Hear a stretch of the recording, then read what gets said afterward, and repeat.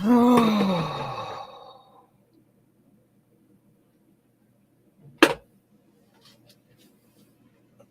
Jesus, I got a lot of stuff going on down there. I don't even feel like dealing with it.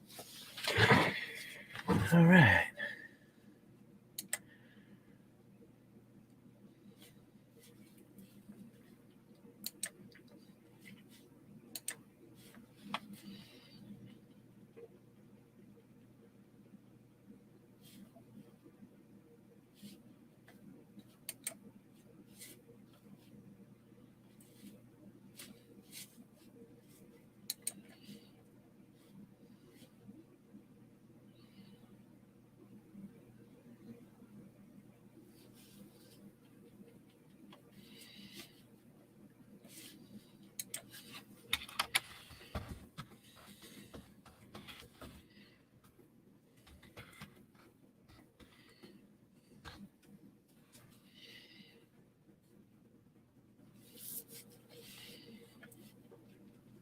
Well, good evening, everybody.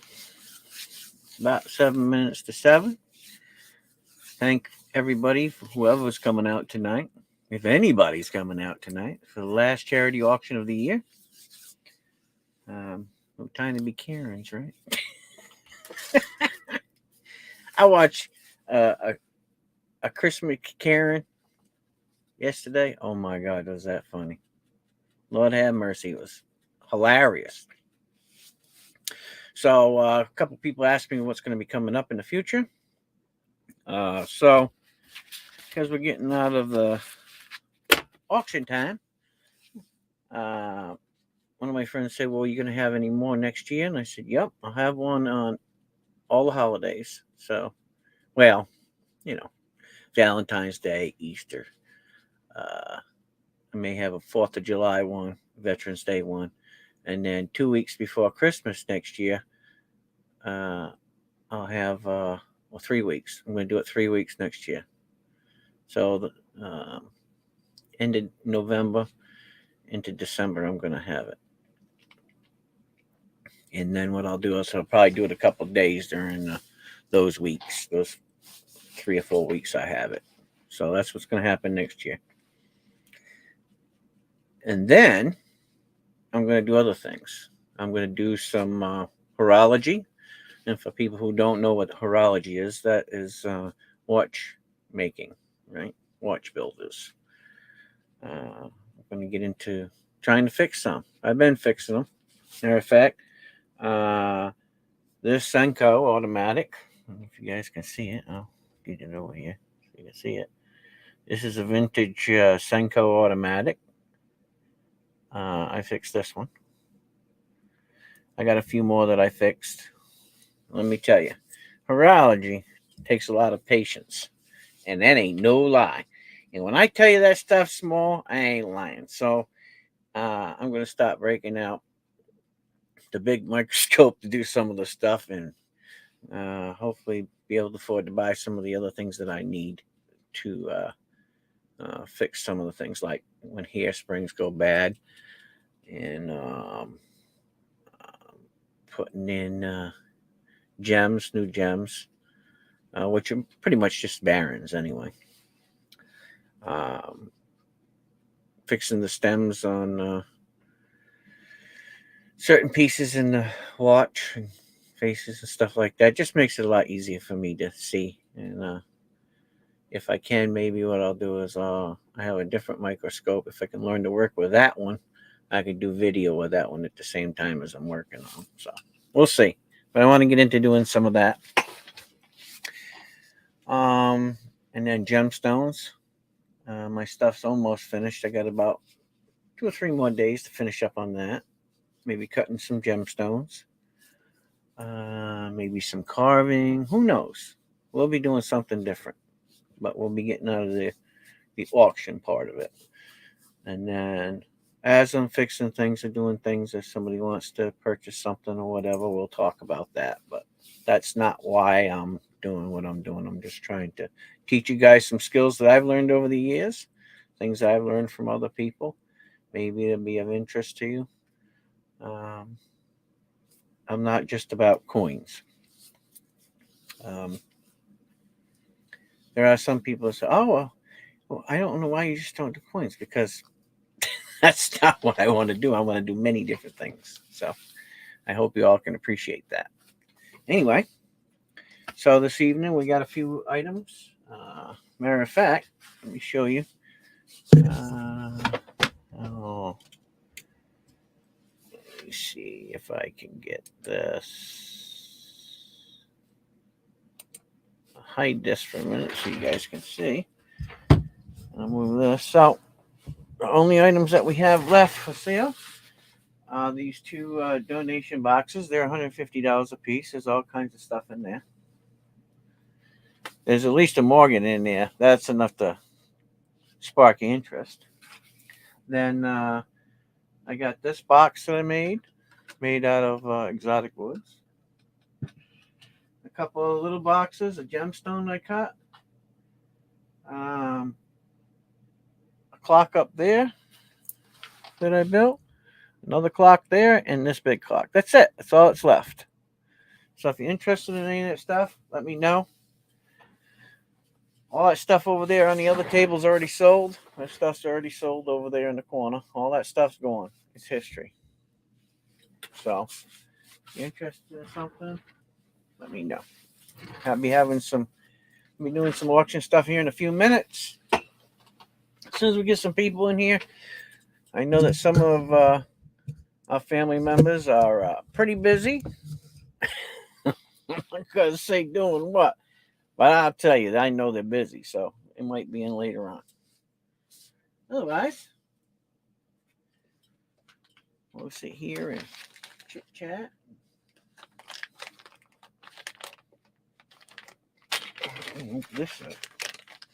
This is a cool coin that I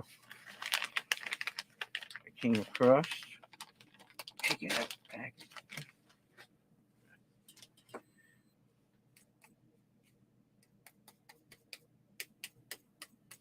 I don't know why these. Hey, what's up there, Nick? I don't know why these little boxes, they never really send to the coin. Why? I have no clue. It's a mystery to me. They never stay center. But here's what it is. So I have a pretty good selection of different stuff. Halves, quarters, some stuff from overseas, Benjis, a few giveaways. So I'll be right on it. We'll be good to go. Somebody asked me what that is. That is all of my watch parts. I have different watch parts in there. And I have some upstairs and a couple of boxes over there. I have watch parts. So pretty interesting. A lot of watch parts. I never thought anybody would be really interested in it. There's a lot of people out there who do watch repair as a job, right? And a lot of people don't know that. Now, you'll go to the channel and you'll see them and they'll say, "Oh, just got into it for fun or whatever." Look, if you're getting into it for fun and you're buying all Bergeron and, top maker stuff to do, watch repair, you're pretty serious about your watch repair. That's what I got to say, because it doesn't take all that stuff. You don't need to spend, $10,000 on, horology equipment for just fixing stuff. And I'll show you that when I get to it. Now, some of the oils that you have to use and grease and other things that you need, they can become a little expensive, but generally it lasts you for years and years and years and years and years. You only have to do it one time. So, but if you're interested in that stuff, I'll show you, some cheap kits that you can buy. It shouldn't cost you too much to get into watch repair. I'll tell you one watch you don't want to repair. And that is you don't want to get into trying to repair and replace crystals uh, on quartz movements. It's just a pain in the Rumpelstiltskin. I'll just tell you that. It is a pain. I tried it a few times, and one time I was successful, but it took me about 3 or 4 weeks of coming back to it to figure it out. Talking to a few people, reading a couple of books, and watching a few other people that are more skilled at it than me. But my grandfather was a master clockmaker, and my great grandfather, they were masters at it. They were, most people didn't know, but when you watched them like I did, you knew they were masters. They were perfectionists, and I could show you some of their clocks sometime. I'll show you one of the clocks my grandfather actually rebuilt the whole thing. He made some of the gears and cogs and movements in it. It's quite impressive. How do I know that? Well, because I was there when he did it when I was a little kid. And I have those clocks upstairs. So maybe we'll attend to that sometime, and I'll show you some of those things. I'll bring them down here. I'll show you a few different watches, some real old watches I got. And then sometimes people ask me, they go, "Well, what watch should I buy?" And I said, we'll get into that.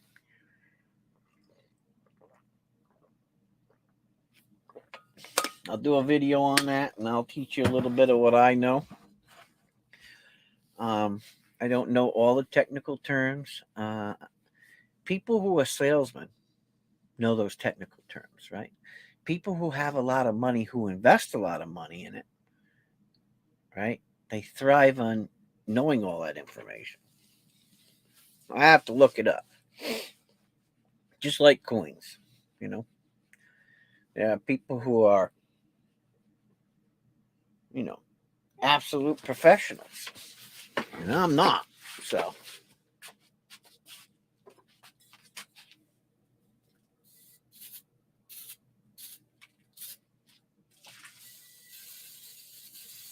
I gotta spray a little foo-foo in here.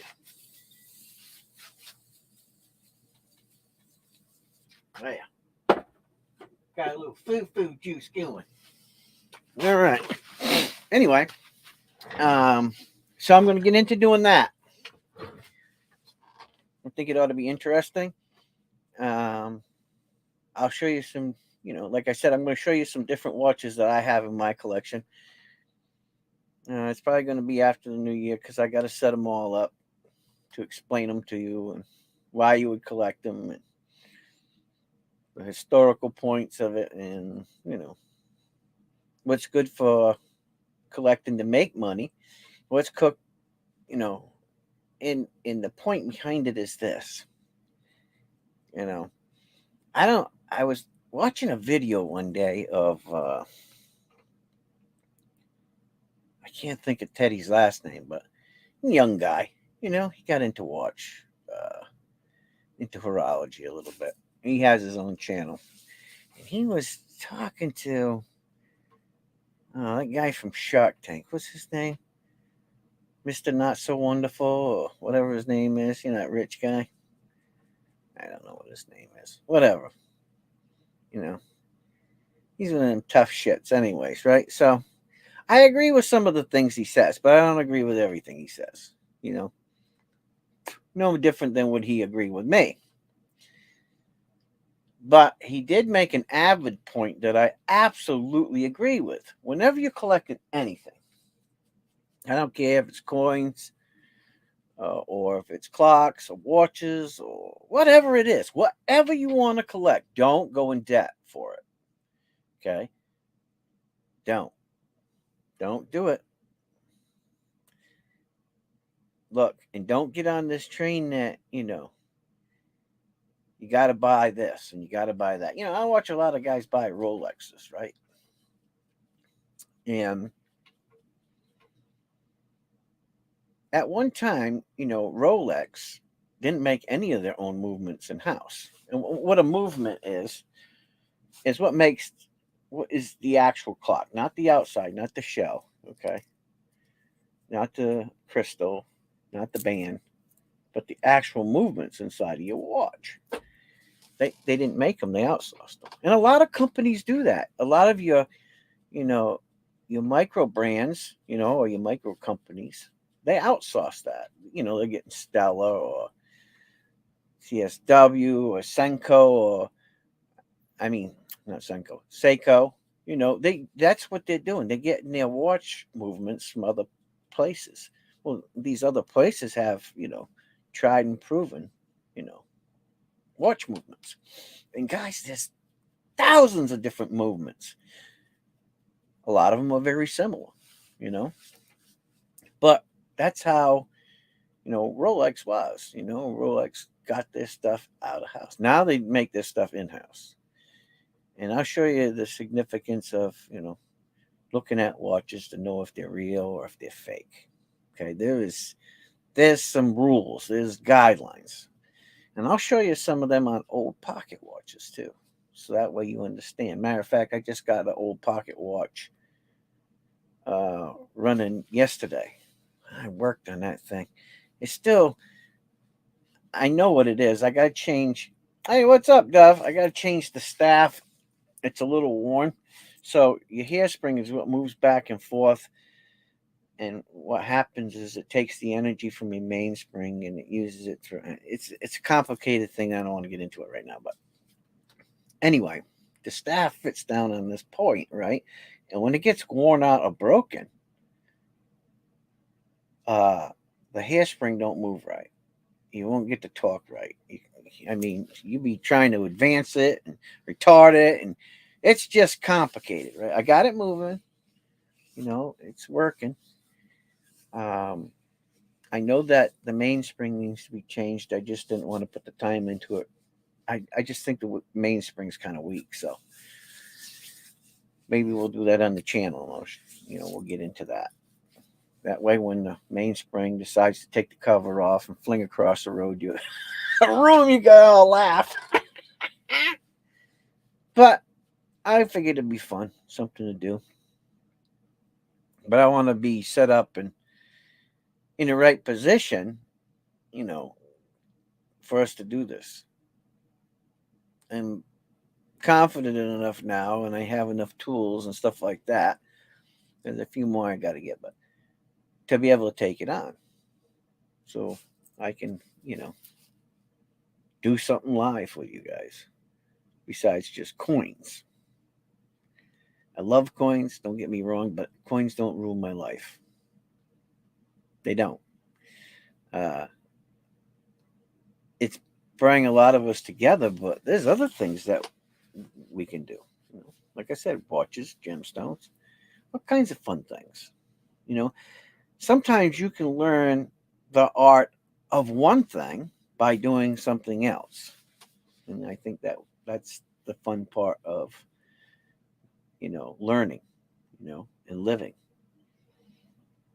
And let's face it, sometimes we get so caught up in buying so much stuff, which I buy coins all the time, don't get me wrong.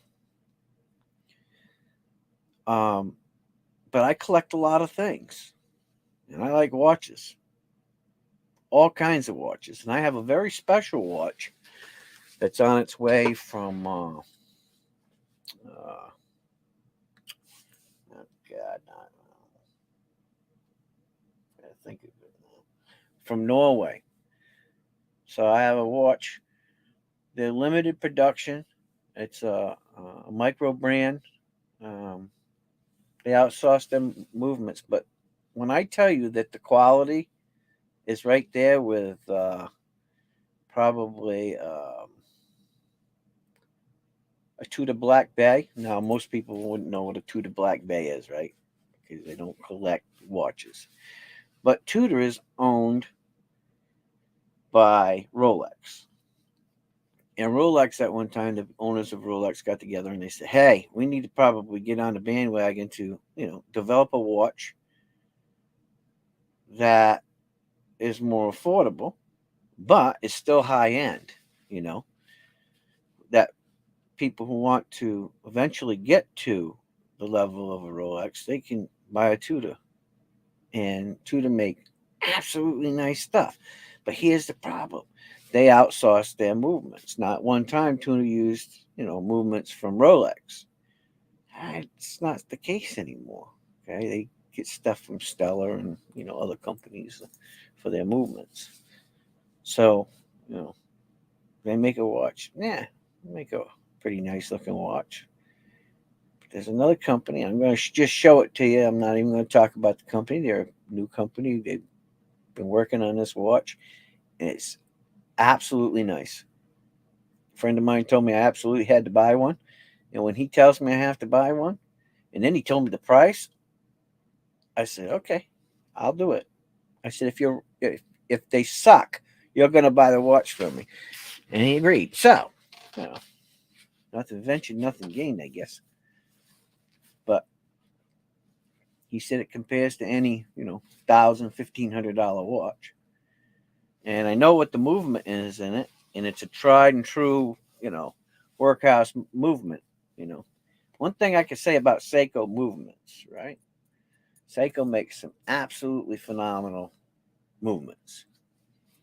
And the thing about Seiko watches, I'll tell you now, if you want to buy a good watch, Seiko makes nice watches, but you got to understand a little bit about movements, and you can find that out on out on the internet.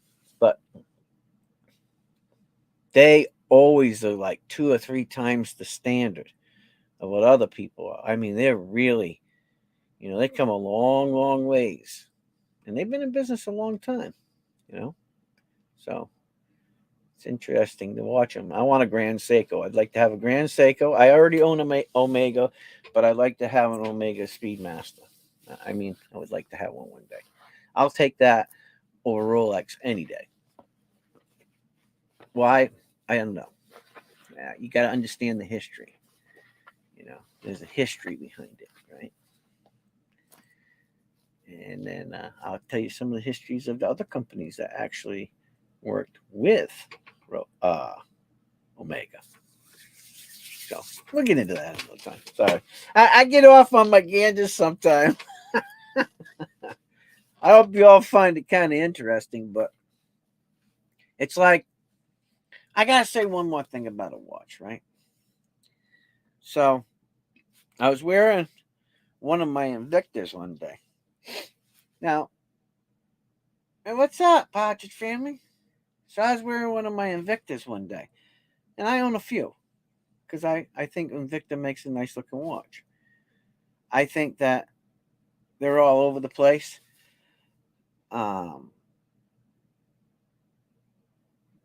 think that they have some really good movements in them. Do I think that they could go finer detail with this stuff? Yes. But here's the thing about Invicta. The Invicta name, okay, it's been around since the 1800s. Okay, they're not just somebody new off the block. During the 1960s and 70s, when the quartz came into, quartz watches came about, and people didn't want the automatics or the windups anymore. And they went into this newfound thing where they didn't have to do anything. They wasn't making any money. So an American company or some Americans bought the name. So the name is owned, and Invicta is actually owned by Americans. So it is a real name. It really does have a real history. They don't make their own in-house movements. I think that if they did make their own in-house movements, it'd be a hell of a better watch, and they could actually make the money. I think people would do it. They'd buy the high-end watches, but to keep it reasonable, they outsource their movements. So, but they are a nice watch for a common guy who only wants to spend anywhere from, say $50 to $500. Now, Invicta does make some high-end watches too, but I think they're a good watch. Do they hold a sustained value? If you want to buy something like that, that's on a whole different level. Hey, what's up, Robinson? You want to buy a watch that's worth money? It's not just Rolex. Frederick Constantine, Deb, big dollars, right? I mean, God. I mean, wow. They're expensive, Um, there's a lot of them out there that APs, APs are big dollars. I mean, believe it or not, Seiko, Grand Seiko, a big money, man. So, there's a lot of ones but they're collectible in a higher limit. But let's face it, 90, say 5% of us will never own one. One that's like way up there where we can just go dump, $250,000 to buy a watch. Plus, it's really risky. But there is a level that's not as risky. And I've learned that over the years. So,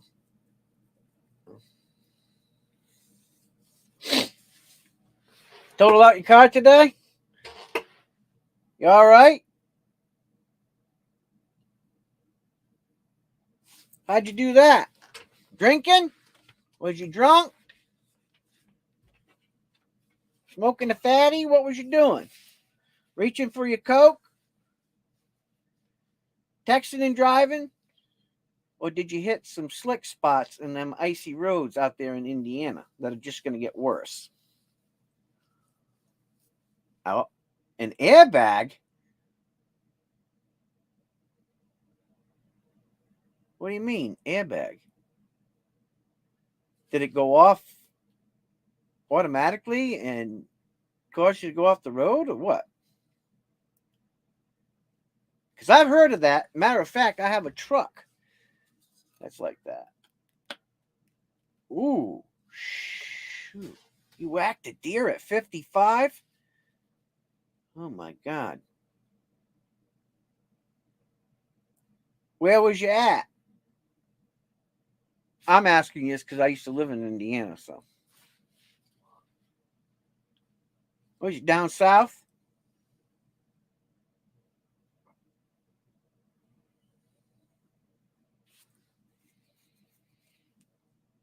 So I know there used to be a lot of deer running across 24 when I would travel 24. 9/11.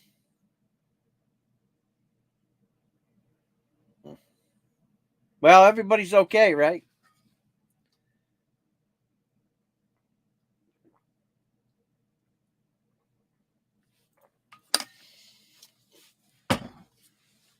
Well, it must have been the day for it because I'm not going to tell you the story, but somebody else in the family had some bad news. And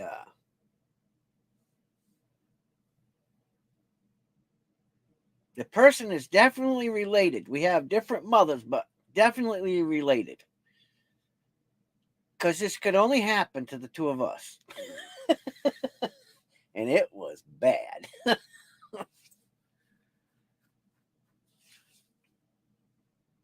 Unbelievable.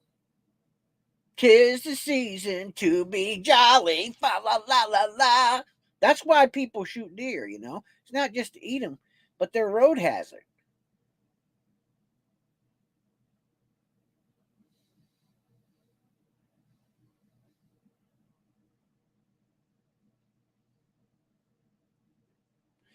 Grandpa's coins were supposed to go up for auction and wasn't there. Grandpa's coins wasn't there, or you didn't make it there?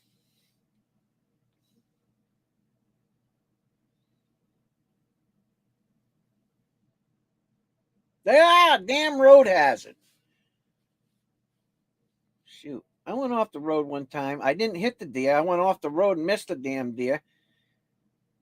And ended up down in the freaking.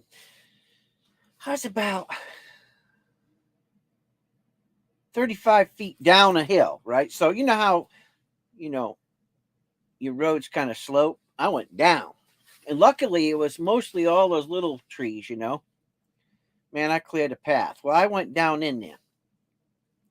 Well, I'll tell you what, it took me probably a good 4 hours to get out of there. And I had 4-wheel drive. Finally, I took a chain and a strap and I hooked it to a tree and I wrapped it around my rear tire. And I just went slow and winched myself out. And that's how I got out, believe it or not.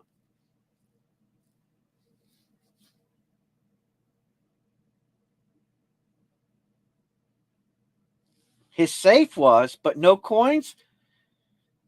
Did you call the police? I'd be calling the police.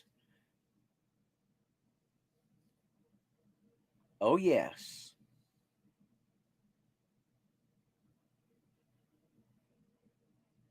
I would be calling the cops because somebody stole it. And 9 times out of 10, somebody that knew they were there stole them or took them. Yep. Guaranteed. Somebody stole them. Somebody that knew they were there stole them.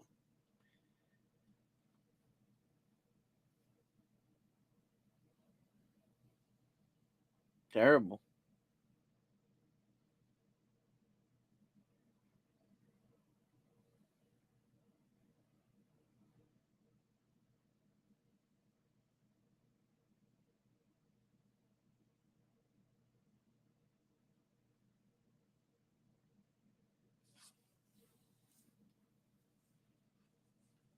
Well,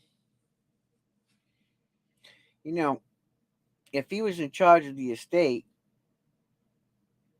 I don't know how the estate was set up. So, it's kind of one of those things.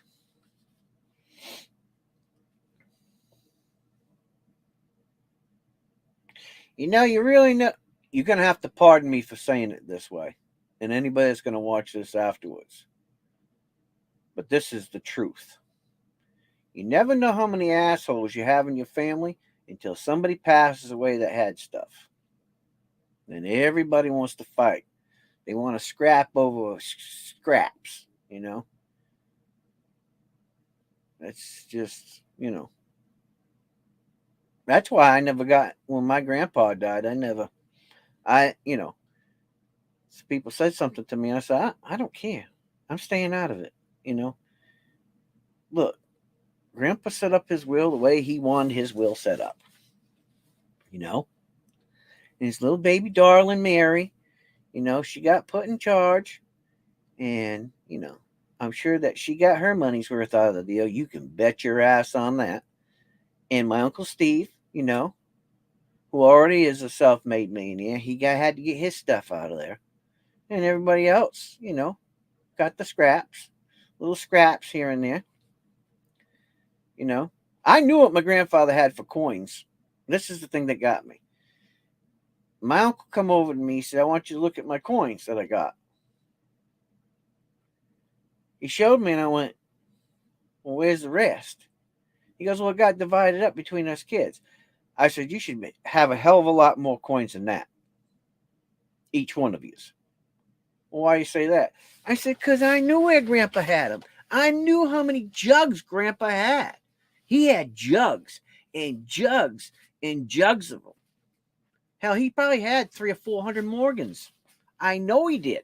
I've seen them. Dimes, quarters, halves.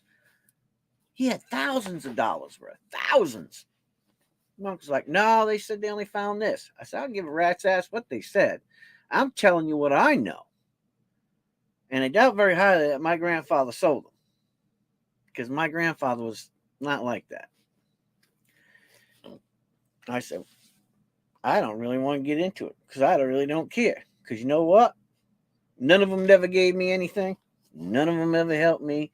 None of them helped the people that I help. So I don't want to get into it. Everything that I have, I've done myself. Unless it was friends of mine that actually helped me along the way to get to where I'm at. It was my blood, my sweat, and my tears that got me where I'm at. Not my family. So I didn't want to be a part of it. And a couple of my family members were proud of me for not getting involved in it because they know how I get. I don't want the drama. I never wanted to play into it. You know what I mean? It's terrible. you know. Now, contrary to all of that, I did get some items. I got some of my grandfather's clocks and, a couple of few other things that Mary went and actually bought at the yard sale. Had to buy my grandmother and grandfather's things, but she bought them. So I own them. They wasn't given to me. I bought them. So, just the way it is. But I feel good about that because Mary got them for me, you know.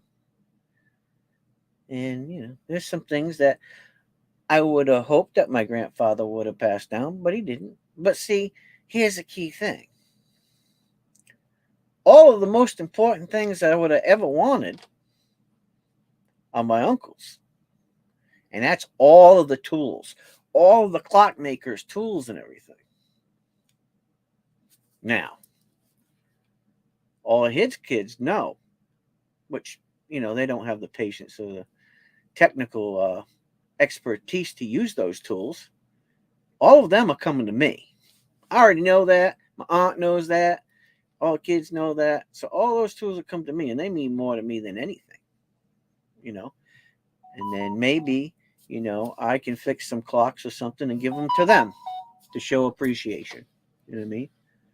Maybe some of them kids, I can give them stuff, some of the grandkids.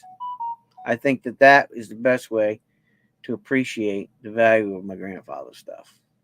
And instead of giving them tools that they can't use, give me the tools and I'll try to fix some of the things that were my grandfather's and give them to them. And that way they have an heirloom, I think that's a better way of doing it. Now, if they would have had me a part of it, that's what I would have done for everybody. But because everybody was all snappy with each other, I said, no, I'm not getting involved. I am not getting involved in this. Nope, not happening.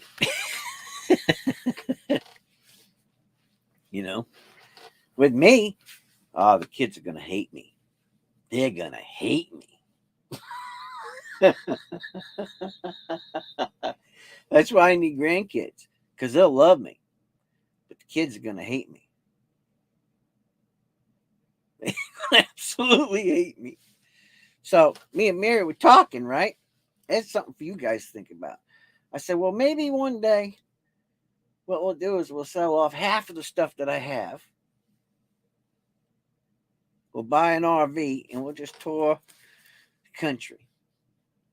Put the rest of the stuff, safe deposit box or, big safe at a friend's house that I know owns a lot of guns that can protect it. We'll just tour. Go all over the United States. You know what I'm saying?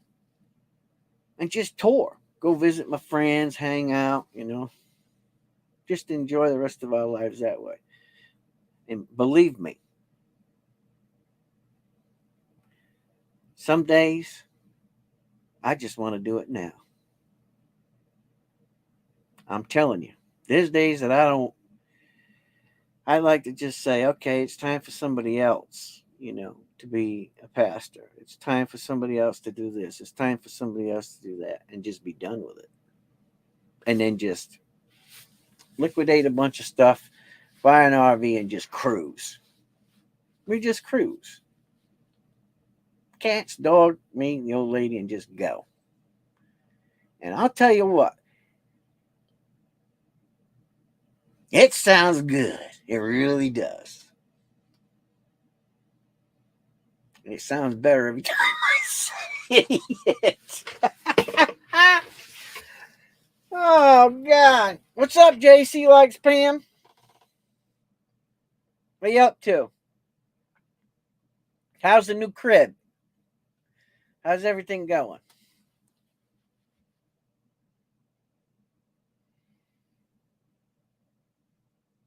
I got a few scraps left. Few scraps left tonight. So if you want some stuff, that's it. Tonight's the last night. You're going to be able to get it. And I got a few coins. A few coins on the table down here. I got some quarters and some halves and a couple of Morgans, some other stuff. I got a couple of giveaways tonight that I'm going to do. And I don't have much left. I got 3 clocks left, a couple of boxes. That's it. All that stuff over there sold. Over there on that table. That stuff's all sold. It's just from here over.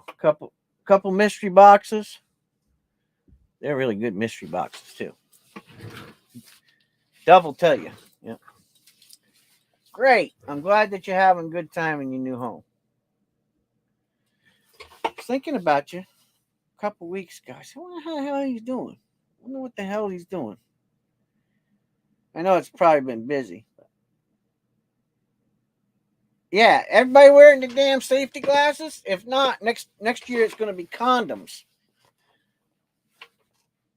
3-legged kind.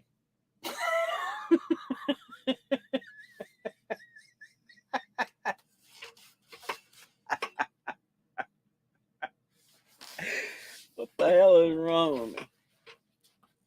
Yeah. Was you wearing your safety glasses when you was driving, Robinson? That's all I want to know.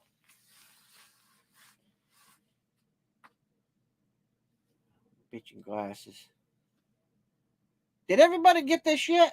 That's what I want to know. Did y'all get? I know that Partridge Family got his protective glasses. Sounds like a jumpsuit. I don't know if everybody else got this stuff. Hey, look at these glasses. Ain't they nice? $7.50 in their prescription. I bought 4 pair. You guys got to go watch my video on Yes Glasses. They got to blow up. Look, if you wear glasses, look, it don't matter if they're funky and you're out in your damn shop, right? Or you're out cutting wood or something. Don't wear the good ones. Working 70 hours. Whoa. Holy cow. 70-hour work weeks. Boy. I want you to send me a picture of your back. Make sure there ain't no lash marks on it. Man.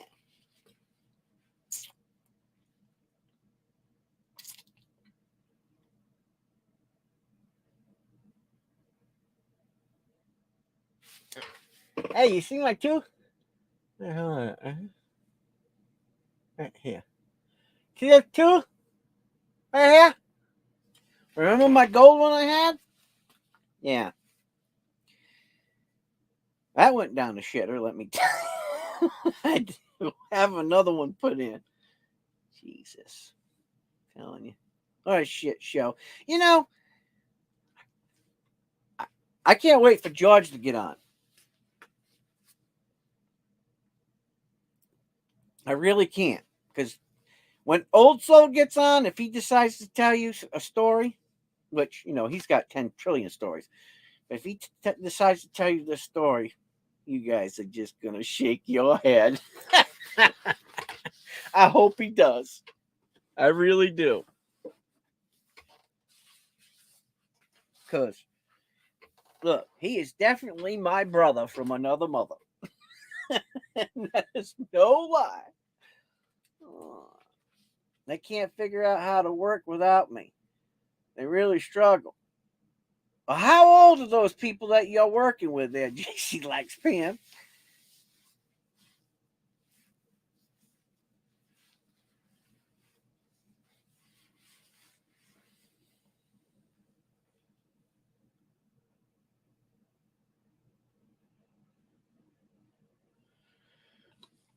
Wow, man, 112. Well, insurance should cover the car, right? That's why I have insurance. I hope so, anyway.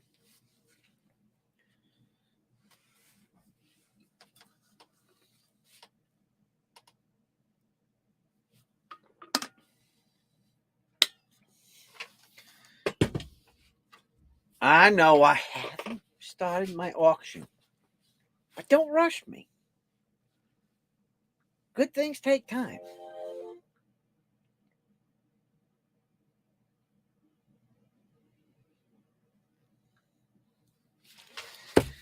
I got some cool stuff. I'm in my 60s. They're all younger than me. I'm in my 60s. Oh, yeah, you should get some money out of it anyway, right? What, is it totaled or you just got a little fender bender?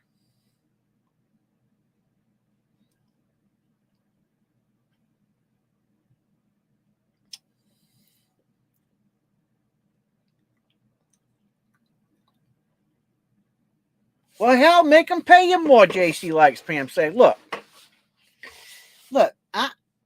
if you want me to be out here 60, 70 hours a week, I have no problem. I help you. But by God, you're going to have to start dishing out a little more dough. Re mi fa so. You know what I'm saying?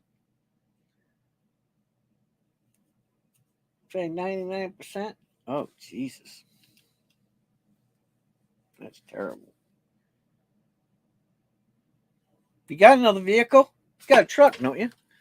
Don't you got a truck too?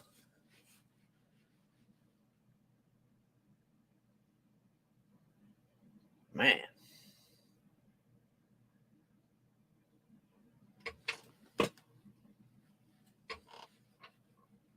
99%.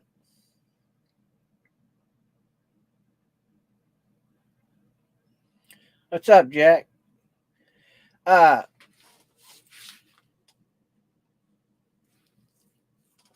right.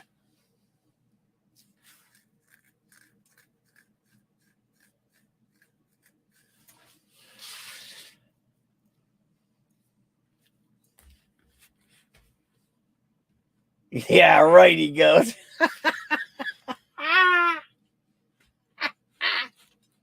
Hey, it never hurts to try, right? I mean, look. Sometimes you just gotta ask.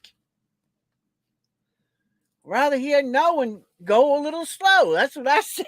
Hey, if they say no, just go a little slow. They'll get the message. Oh, I don't feel so good today. Holy dog screw. Just put a little duct tape on it. It'll be fine. Can I show everybody? Can I show everybody? Robinson.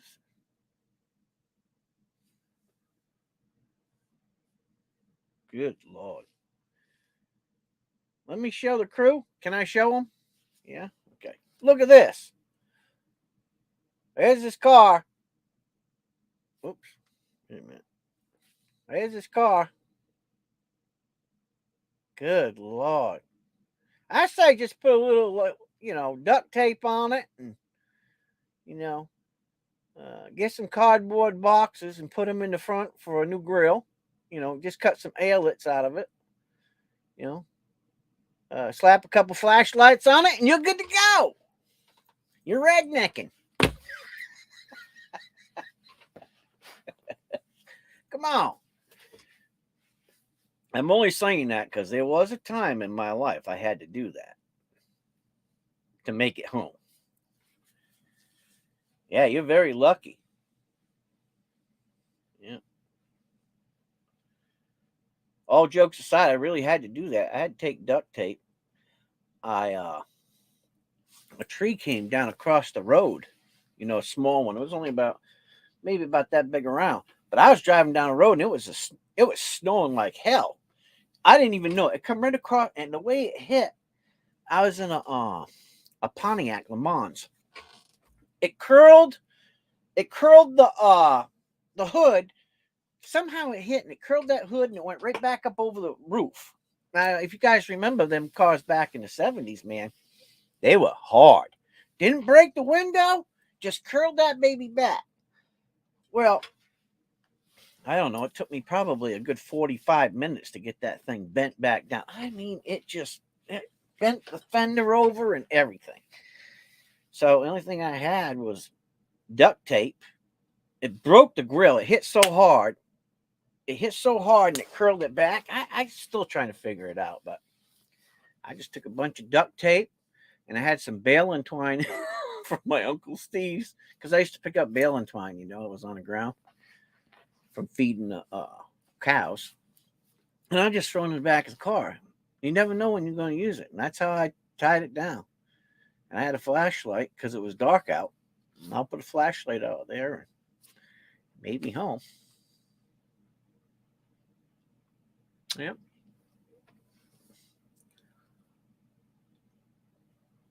Yeah. Look, you can't call it 100-mile-an-hour tape unless it comes from General Dynamics, EB. That's 100-mile-an-hour tape. Now, do you know they have 3 variations of 100-mile-an-hour tape? 3 variations of it. There's blue, there's a light green, and then there's the dark green.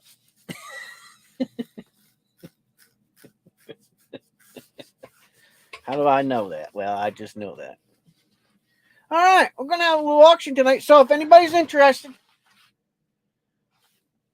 these are mystery boxes. They're 150 bones a piece. Good stuff in there. It's cool. I know Dove's going to love it when he gets his. He's going to be like, yeah, that's pretty cool. So got those. Got a couple little boxes. Got a big clock. Got a Mariner clock. And another clock up there. That's it. That's all I got left. And I got some coins. We're going to do some auctions. It's last night for the charity. So after tonight, that's it. We're going into the new year and do something different. A little more red than others. That's right. Well, I'm trying to hide my complexion, but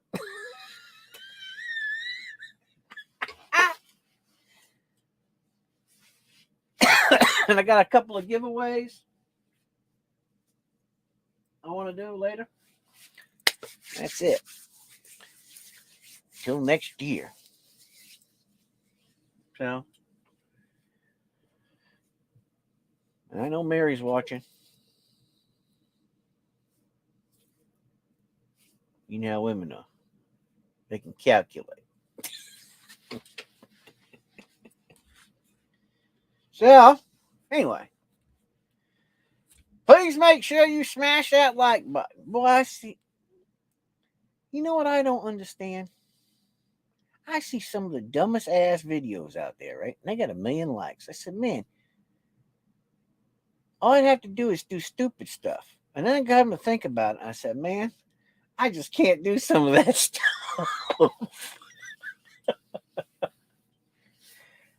Go to the auction. I planned on missing church this Sunday to go to auction. A day later, got the flu. Should have went to the auction still under the weather. Then the car. Don't ever want to miss it again. Well,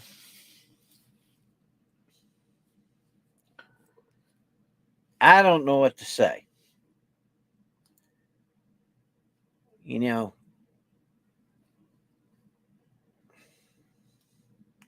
there's times that I'm told to do something.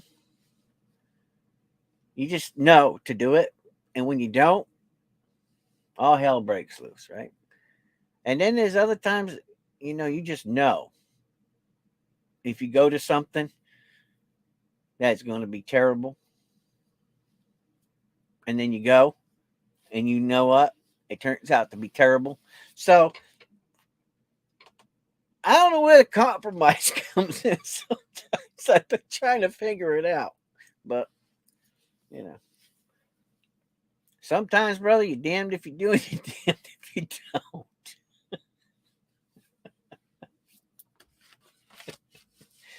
Anyway, everybody ready for an auction? I want to go out with a bang tonight. I've been not that type of bang. Let me clarify that.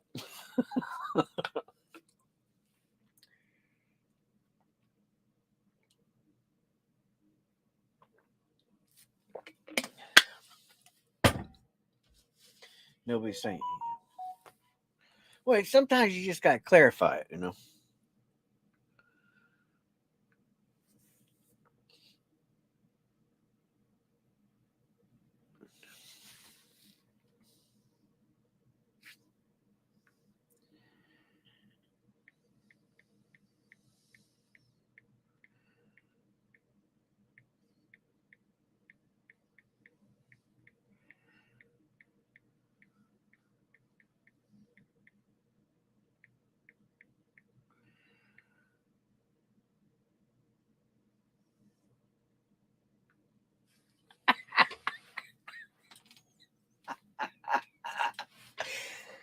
I sent you a message, though.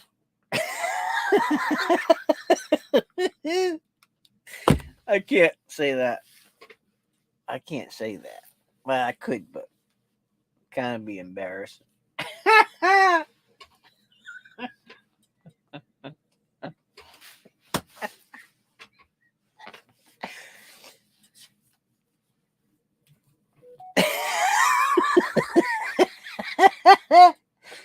Oh, God. Yeah, I know he got the message anyway.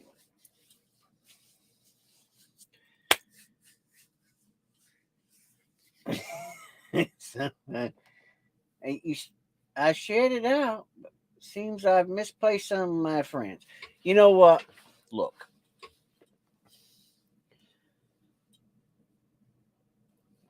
What do they say? Sometimes when you want to build a big road, you got to start with a shovel. And then, road will get bigger as people see it progressing. That's just how it is. But nothing ventured, nothing gained. Anyway, what did I just say? Oh, so we ready for an auction?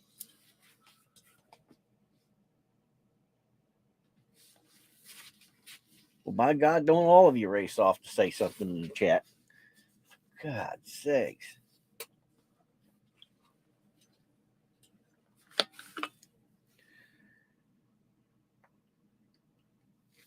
And I'm just going to trust y'all tonight. Boy, that's a scary thought, ain't it?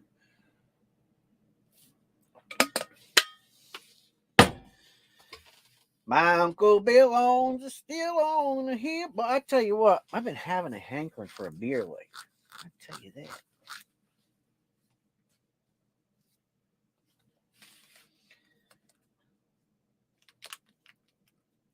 Guys like that Constitutional Silver?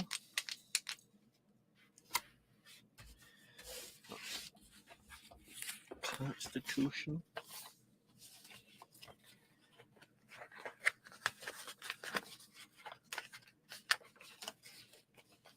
Well, I tell you what, I'll be glad when that diaper bag Biden gets out of office. I tell you, boy, he is something else. How's today's date? 18th.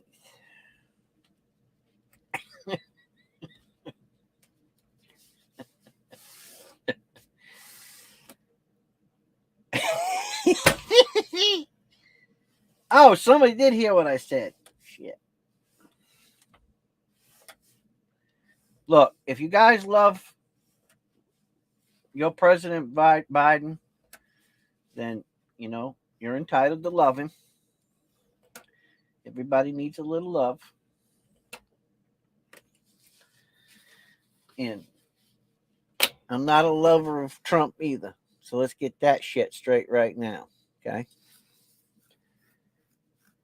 I want to know when we're going to get a real president back. I mean,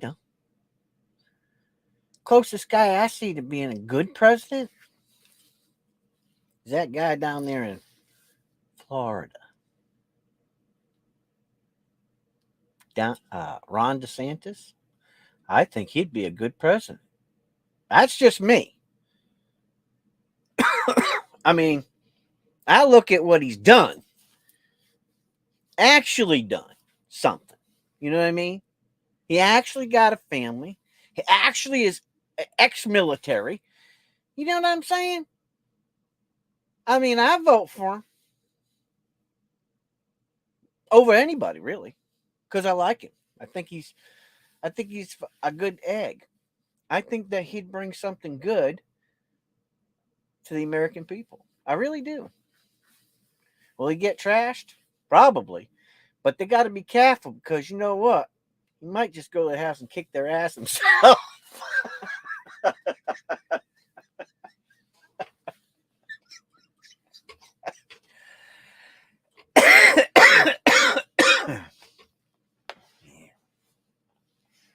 Robinson told me in a private chat that he loves Biden. He just thinks he's the greatest thing since goat's cheese. Actually, probably foot cheese, but that's beside the point. I love them as far as I can throw them from this planet.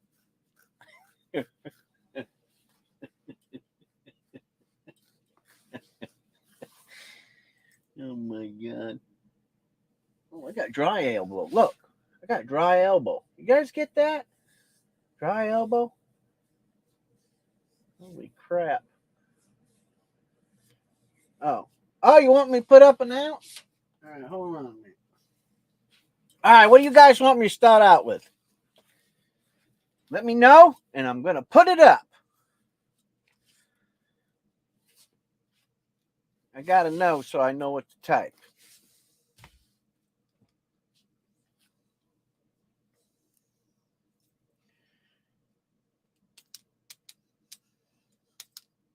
Cheap ass pen. All right.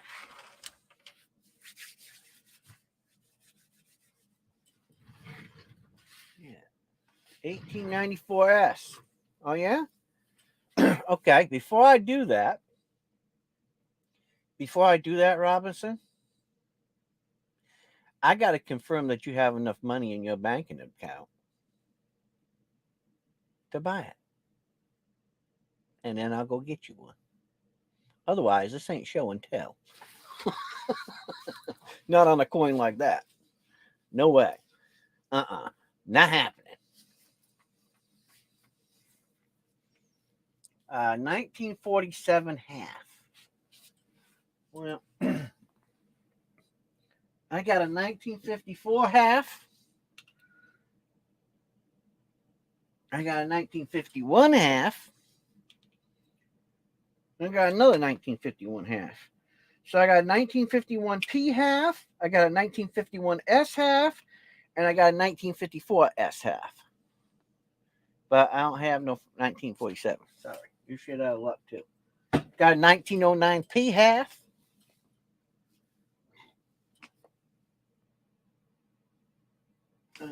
What's this thing? What the hell is this thing?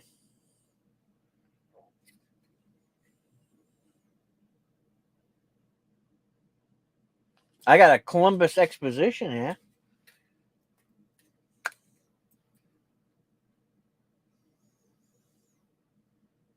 You guys ever see one of them? Columbus Exposition. This is 1893 Columbus Exhibition half.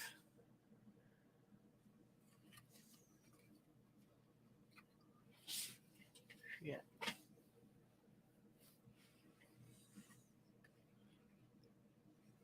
What do you want me to put up? For God's sakes. We'll send 10% now.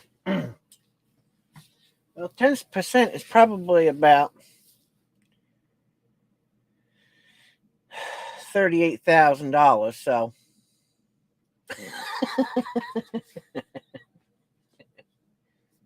yeah, that is the first commemorative half. Yeah. You want me to put it up there?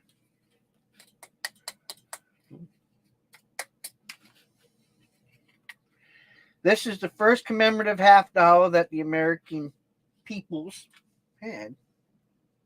We'll put it up and take a look at it. See what you think.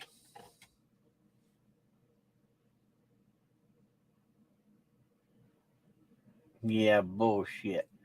From Chicago Fair. You ain't got nothing of them in your cheek. You that old? Hell no. If you got them, you should be taking care of them.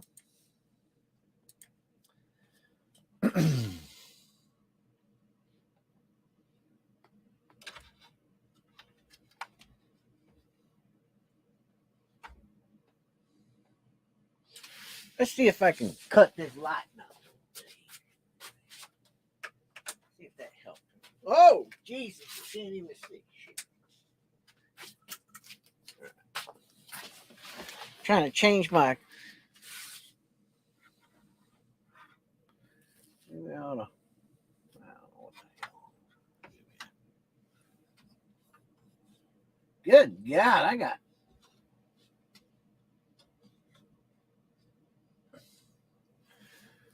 I don't know if I'm doing this right or not, but anyway.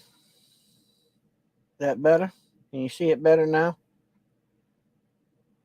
Look at him. He looks like a sour ass puss. Boy, looks like a couple friends of mine. Sour pusses. Look at that. United States of America. Colombian. Yeah. What's up? All right, let's look at the back of this thing. On a good ship, lollipop, this nice trip to the candy shop. You guys remember that song?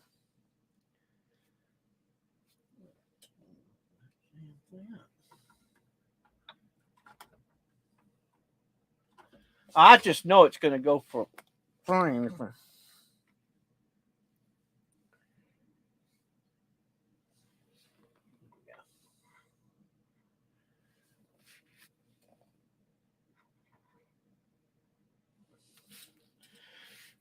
I always wondered why they never made a lot of 1893S. That's because they were making these.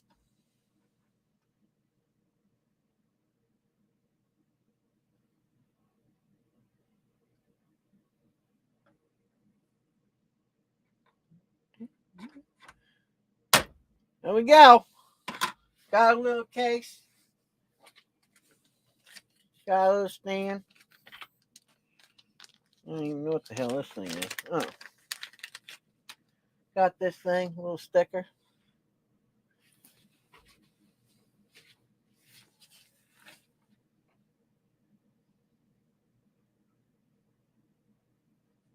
Like my sticker?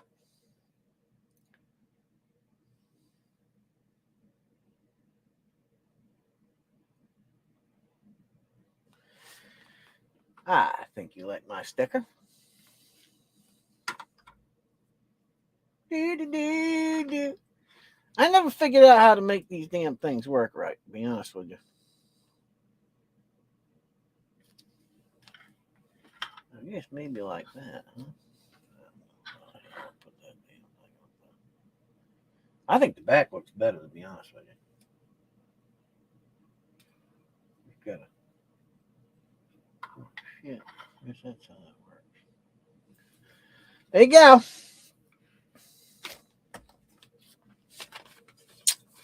Hold on. I gotta write this down. 93. Yeah. All right, start it whatever the hell you want to start it at. There you go. Start it off. Somebody start the damn thing off. That's all. It's as easy as that. And then whatever you start out, okay.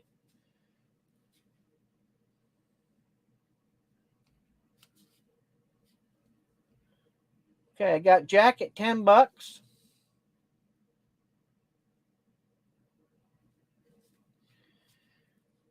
Got Partridge at 11. Thank you for your bid. Thank you for your bids. God, it's cold down here in the basement. Yeah, I like the ship. I mean, I think everybody should have one of these in their collection.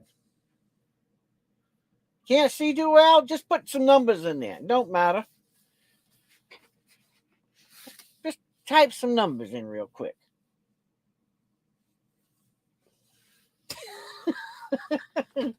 Be like George. George just put a bunch of numbers in there. It don't matter. It's all going to a good cause anyway. Oh my God, my elbow hurts. I gotta put some stuff on my elbow. You know, I don't like to be a candy ass, to be honest with y'all.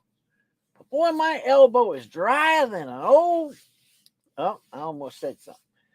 You know what? Good God Almighty, that's dry.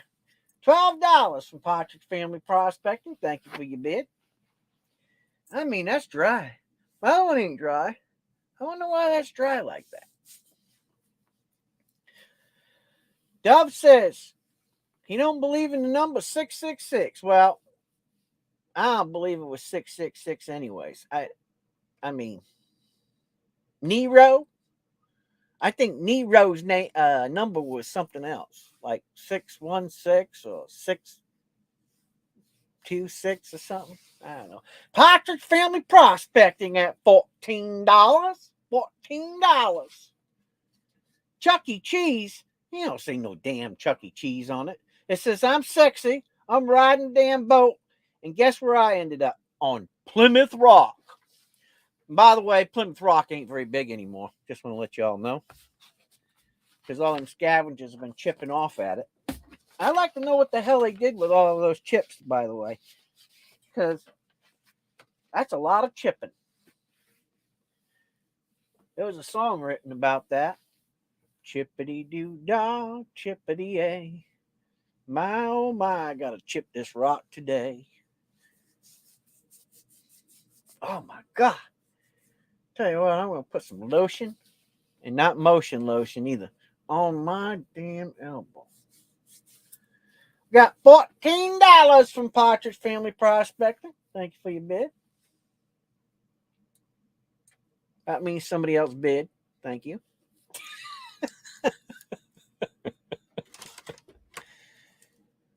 If tomorrow never comes, it wasn't married.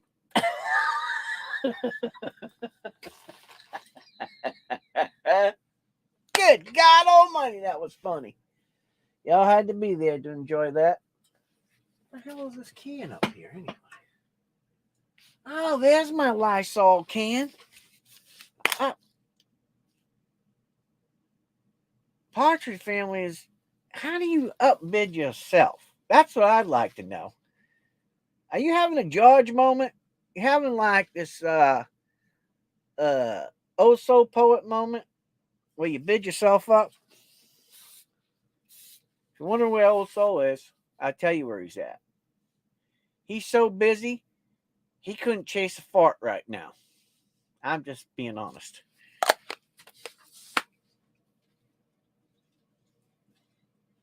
He's a busy man. So if y'all are wondering, I just told you. All right. Good cause? Yeah. Everybody else got all damn quiet. I ain't spending no $15.23 on a coin that worth $20. You crazy? Good God Almighty, I won't have enough money for my damn Boone's Home wine. Shit. I have to go to Paw Paw's channel and learn how to make some. 1.5 quarts of some of that good old grape juice. 1.5 damn cups of sugar and 3/8 teaspoon of you know what I'm talking about right now. Some of that baker's yeast. Put it in that bottle. Leave about a 1-inch head on it so that it can have room to breathe. Shake, shake, shake for about 15-20 minutes. Break that cap. Put it in the back. Set it in the corner and leave it for about 3 weeks. And you got yourself some cheap wine. Thank you very much.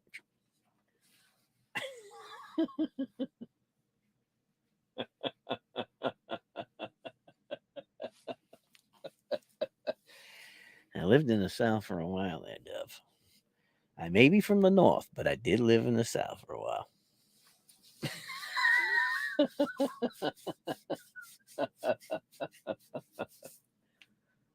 All right, I'm going to let y'all deal with this shit. Oh, that was the wrong damn button.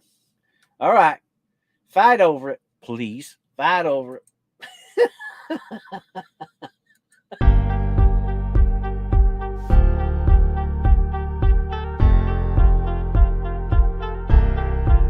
Making wine. Make sure there ain't no bubbles. Because I'm going to tell you right now, if you guys make wine and there's bubbles in it, you'll be seeing bubbles somewhere else. And I'm going to tell you where that's going to be. Right in the old turlet. Because you're going to settle down. You're going to have the Hershey squirt like there is no tomorrow. So whenever you're making wine, sold! Whenever you're making wine, just make sure that the bubbles settle.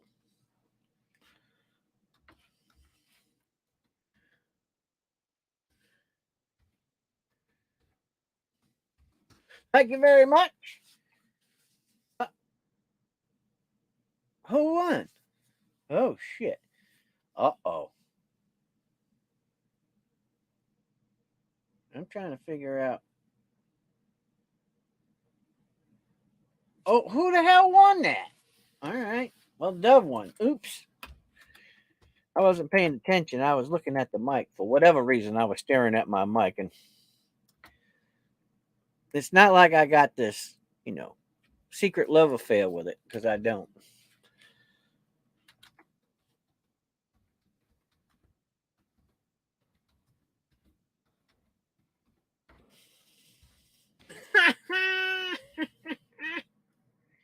Hopper in the Woods.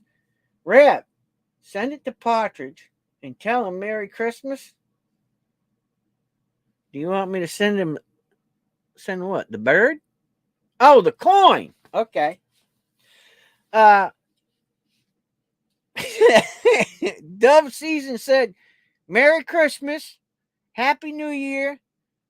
Thank you very much, Mr. Easter Bunny. And the coin is yours.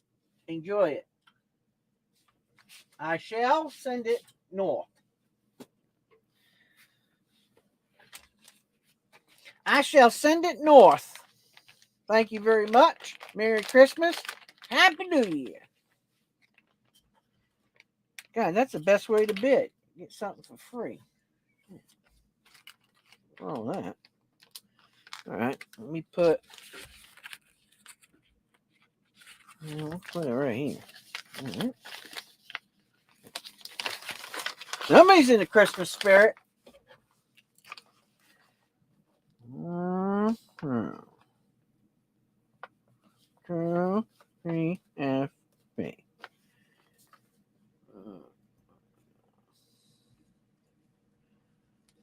Okay. All right. Cool. One down.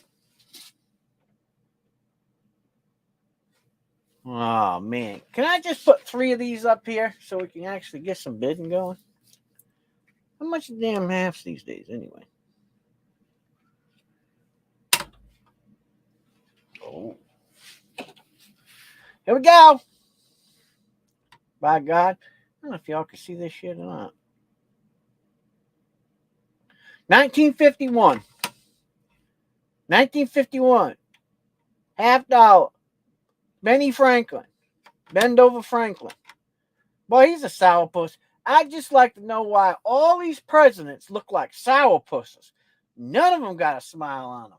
I mean, good God. Well, maybe got a little grin. I mean, he used to grow weed.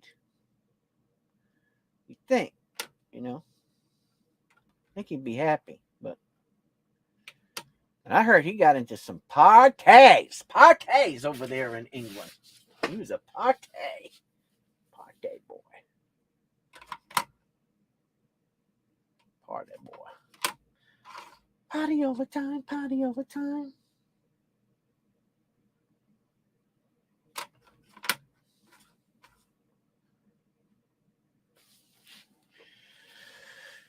Woo! Okay, see you, Robinson. Take care. Boy, they're not having a good car day, are they? Shit, they better buy bicycles. Good God almighty.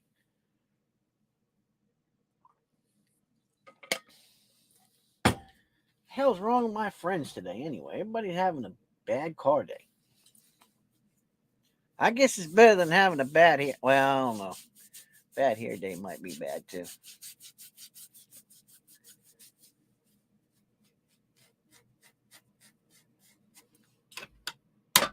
$19.51.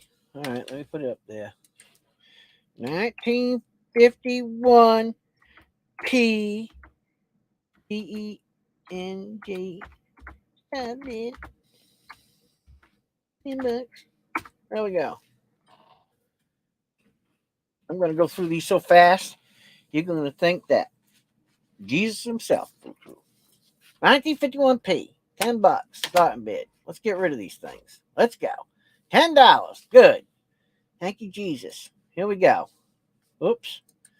I am not playing around. You want them? Bid quick. We're going to go.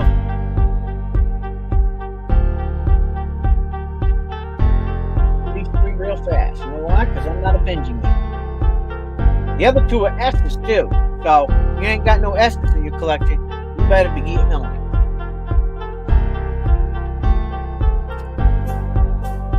By God, if you're going to snipe, you're going to snipe quick. And I'm putting slow in the thing. I'm going to hit the button really, really fast. Boom, boom, boom, boom, boom. Sold. Pocket fan prospecting. There we go. $10. That's good. Good. One now. Next. Here we go. How long was it? This one? 1951S. There's the S up there at the top. See it? Right there? S mark. You're welcome. Thank you very much. Good way to pick up some Benjis. 1951 S, which means that was probably a proof at one time. All right, we got $10. There we go. All right, here we go. Here's the damn. Where the hell is that thing at? Right here? Cool. There we go. Boom! We're not playing around tonight. We got 11. I'm putting souls on the thing, so you guys better be paying attention to me. So as soon as that thing counts down, we're out of here. Like Vladimir. Anybody that knows me knows I'm not a Benji guy. I own very few of them. Oh, shit, I almost dropped that on the floor. All right. Oops. Sold. I don't know who the hell won it, but whoever won it, won it. There you go. Who won that? Congratulations. PFP.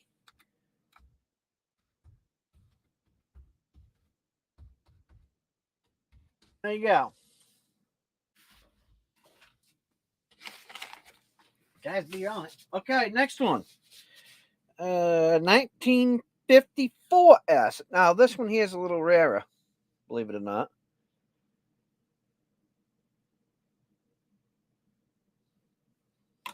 I'll show you it. 1954. Nicely toned. There's the S right there. All right, here we go. 1954 S. Starting bid. $10. There we go. Go. There you go. There you go. Got a nice little tone to it. I'll bet over the years that's going to really tone into a nice coin. To be honest with you. But there you go. How long was this one? That was a 1951 P, 1951 S. Another one. P.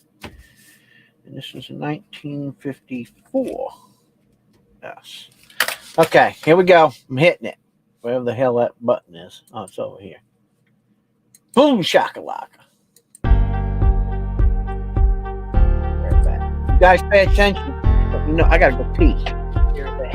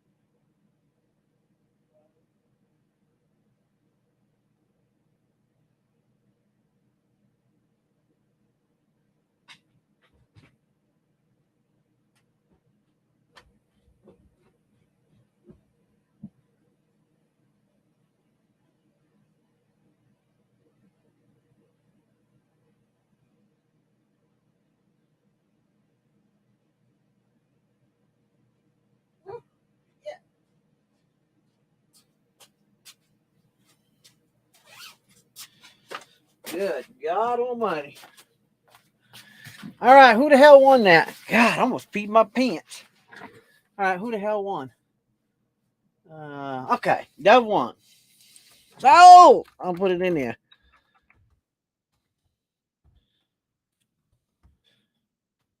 There we go. Oh, there you go. And now,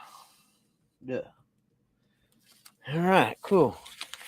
Man, I had to put my damn jacket on.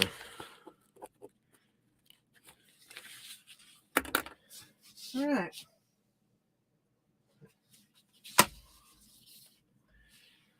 Oh,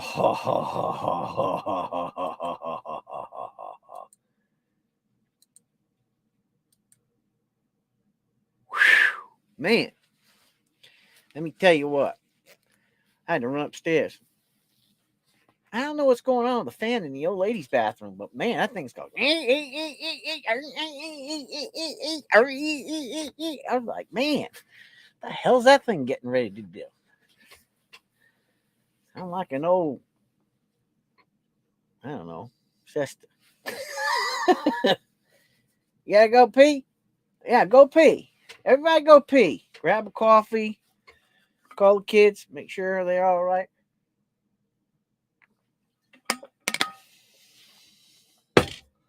My God. Unfortunately, you've seen what the next coin is, but that's all right.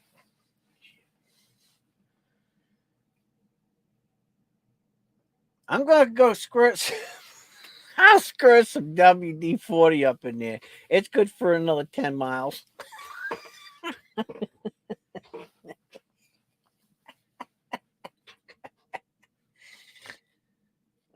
man. I tell you what, I got to get another, I don't own a Leatherman. You know, a Leatherman. I own multi-tools. I have, Mary bought me one last year for Christmas. It's a SOG, SOG. It's really nice. But I have I have an old Gerber. Don't work really well, but I gotta have two. So I'm thinking about buying another nice one. My brother bought me one year too. I can't find the damn thing. I don't know what the hell happened to it. To be honest with you, I have.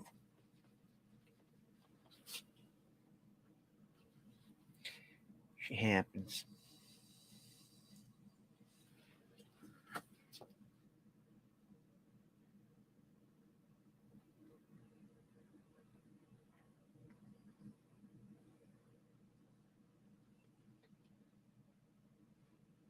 Maybe I should just do. Maybe I should just do a lot, huh? Yeah, they do. I got Big Daddy. You know, the one that has the. I don't know. It's the best one they make. It costs like $130 for that damn thing. I love it because it's the way it opens and the way the gears work and how you can put a bit in the end of it. Tell you what, you own SOG, you understand. I think they should have a title. Every SOB should own a SOG. Boy, I'm bad tonight. I'm going to get away with it too.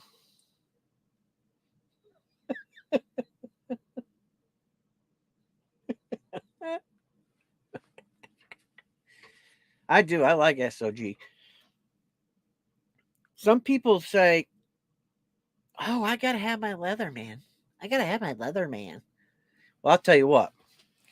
I can flip my SOG right out. Ready to go. Flip it right back. Put it right back in my case. And it works every time. And I think the tips of the SOG work better too. For gripping things, I don't care what anybody says. That's just how I feel.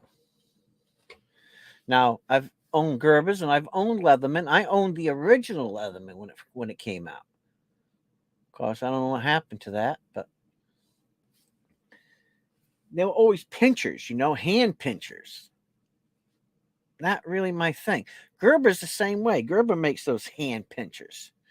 Now I heard that SOG came out with another one. I haven't bought it in a while, but yeah, right. Exactly. Exactly. Now, I can't remember the name of it. What do they call it? It's like a half pint or something, or a little pint, or a mini pint, or something that SOG came out with. I'd like to get one of them.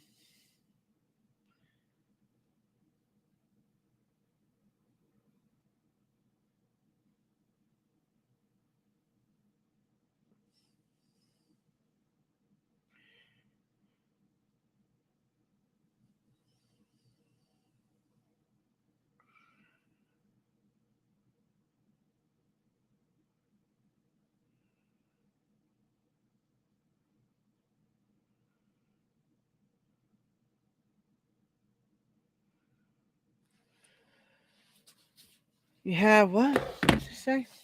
I have the one with the spring-loaded blade.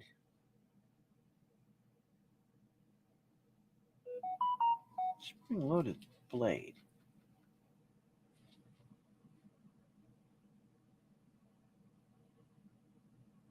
I don't have that one. Mine have the cog gears on both sides. You know what I'm talking about? Got the cog gears on both sides of it. It's like got a black rail or black cog gears on both sides. It's heavy duty, man. Look, when I tell you it's heavy duty, I tested it. I put a I put a pair of big slip joint pliers on it one time. But okay, what anybody says, they make great pliers. Exactly. Exactly. Wish Santa would send me another one because I really because people don't understand. One's great, but two's better, right? Just the way it is. Like when you go hunting, you don't go hunting with one gun. You go hunting or one weapon. You gotta have two, right? Because if you fall down, something happens, you're way out in the middle of nowhere, your gun got all jammed up, right? You got to be able to reach in your side, pull out that other one, right? Gotta have it. So it's the same thing with the Leatherman. And I wouldn't go out in the woods without two of them either. Look, if you go hunting, there's some things that you gotta have, right? Gotta have one of them fold out warming blankets. Gotta have a tarp, some tape, some 550 cord, right? A couple MREs,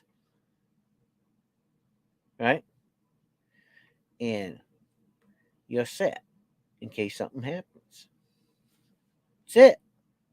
And two Leathermans. You're good to go. I'm telling you. Gotta have a backup. A backup all the time.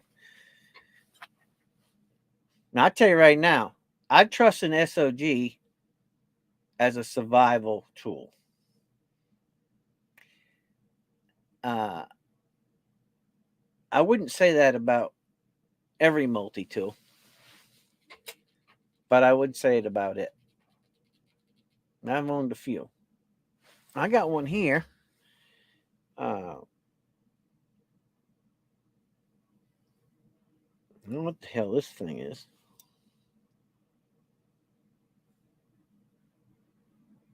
Patent pendant. Oh, this is a necklace. I keep this down here. This is a necklace. Now, believe it or not, and I'll show you. Where the hell it is.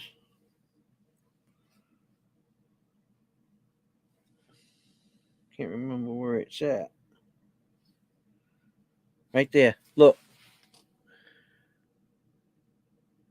Made in the USA. Most people didn't know that.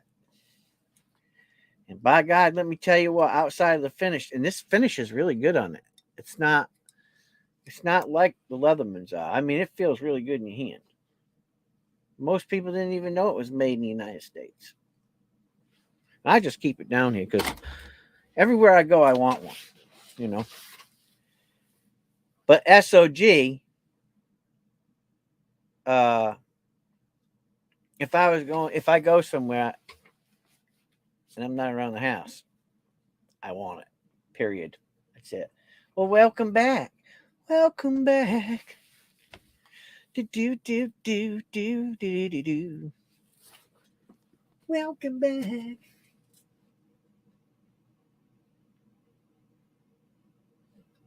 How was I doing? Oh, let's do this $50 real quick. He had to bend over.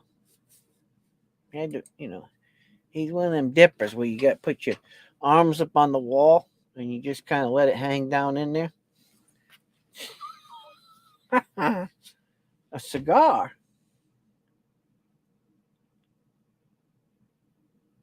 What are you doing? Having a celebration that you went pee or what? Who the hell has a cigar after they pee? I never heard of that. Unbelievable. Boy, oh boy. Here we go. Here's the next one.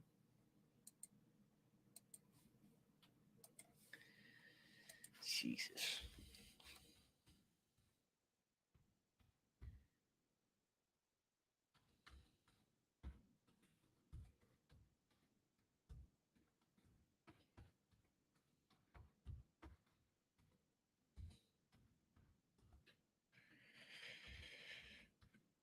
There we go. What the hell is going on? Did it come up? Yep. All right, there you go. Here's this side, and there's this side. Oh, shit. That was the price? Well, Christ.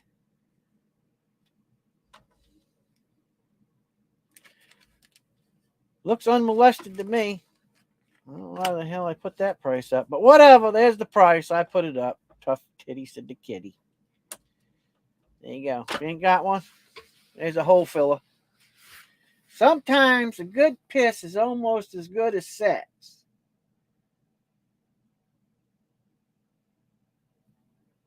Well, Dove, just because you get up in the morning to go pee and you got one of them morning stand-up comedy acts, that doesn't really constitute the same thing as a sexual encounter.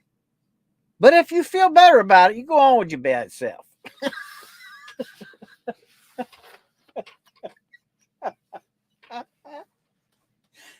Oh my God. Woo! Shit, somebody stole my Copenhagen. Good God.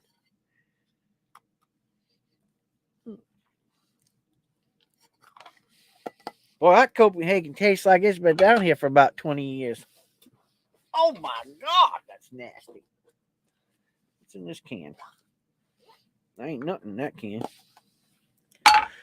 Lord have mercy. Somebody, why can't I have any friends where the hell is this made? Why can't I have any friends that live in Nashville, Tennessee? Huh? Why can't I have any friends that work for Copenhagen? Send me some rolls of Copenhagen for Christmas. No, I can't have friends like that. Them the kind of friends to have, right? People who work for, SOG or, Crescent or, Invictor, toys. People, man toy places. You know what I'm saying? We need that. We got to sort those out for our channel. See? People who work in those places. Cigarette companies, coffee places. If we could sort out all those people, we'd be set. We could just do exchanges. We never have to buy anything.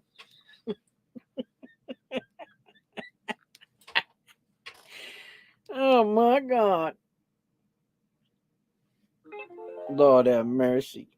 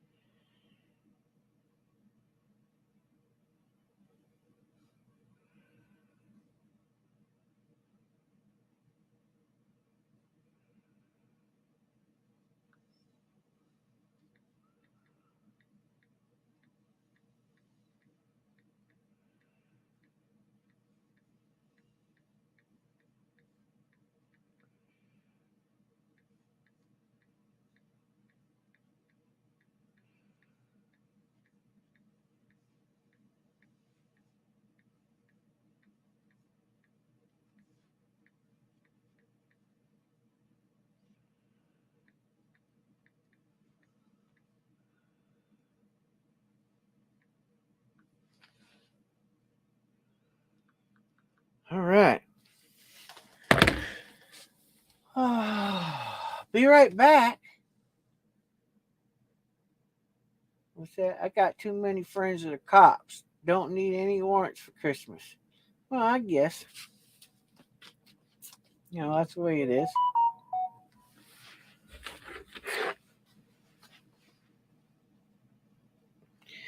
Yeah, it is. Right?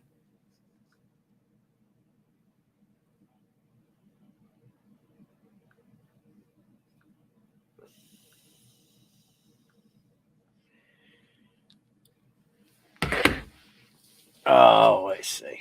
Nobody interested? All right. Fine. I see how y'all are. Screw it. Nobody interested in that? We'll throw it on the table. Try this one. Ooh, this is a nice one.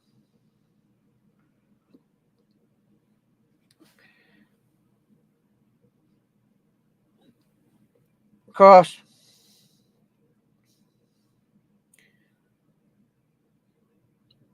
I don't know who the hell graded it, but I don't think they graded it properly. But the hell do I know? And I know why. But I think they didn't do their homework. Look at this going. BCGS. Look at that one.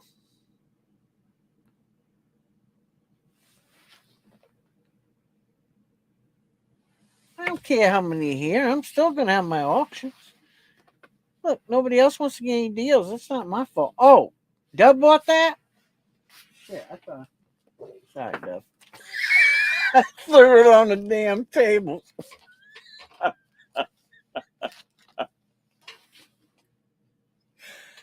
Holy shit. You threw 15 on it, and I threw the damn thing over there on the table.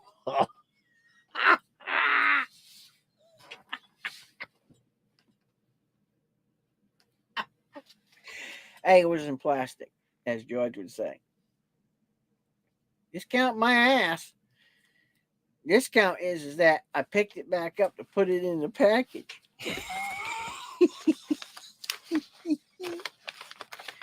Oh my God, what the hell's wrong with me? Oh shit, that's from last month. Okay, hold on. What the hell was we bidding on anyway? 1909. 1909.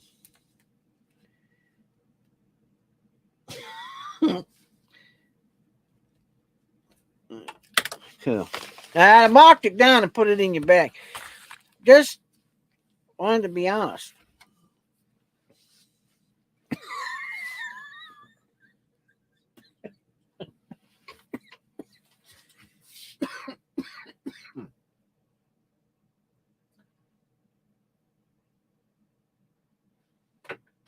What you guys want me to throw up there next?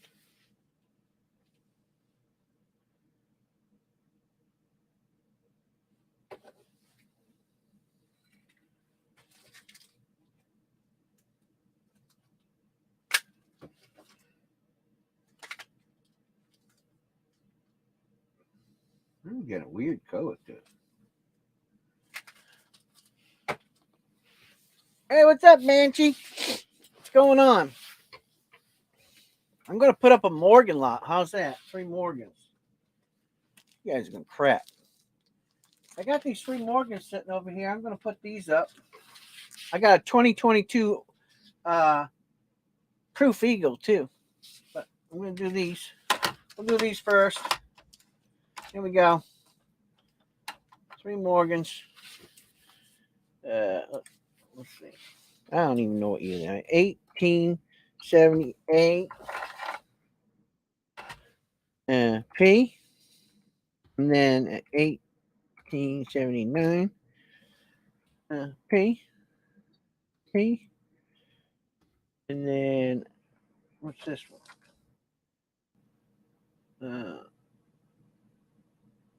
1889. Oh, I'm gonna show a doggle. Mid. Okay. Here we go. Give you the deal of the century. You guys ain't gonna believe this shit. Here we go. Bam! Look at this. I gotta do something special. It's my last auction for the year, so I gotta do something special. Here, take a look at these. This is a good chance for you guys to fight over these babies. Look at these. 3 Morgans. There you go. It's a 1879P. That one there's got some good color on it. 1879P. This one here is 1878P. And then this one here is a 1889. These are getting harder to find, the 1889 O's. So there you go. 3 coins, 1 price. Starting bid's $120, all 3 of them. You guys have at it.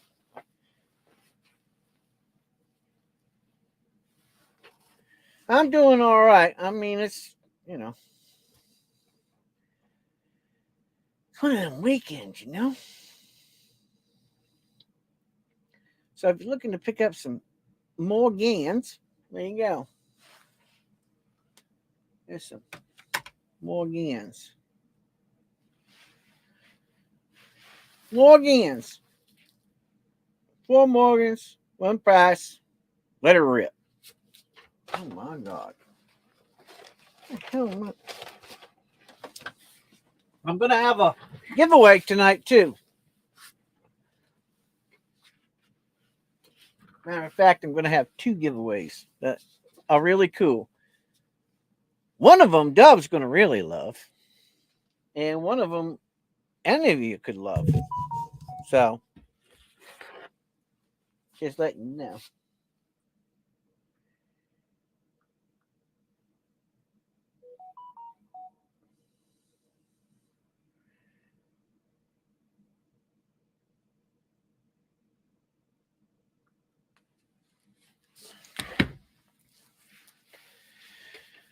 Oh, man. I tell you what, I'm going to have to put a different type of heating system down here this year, I think.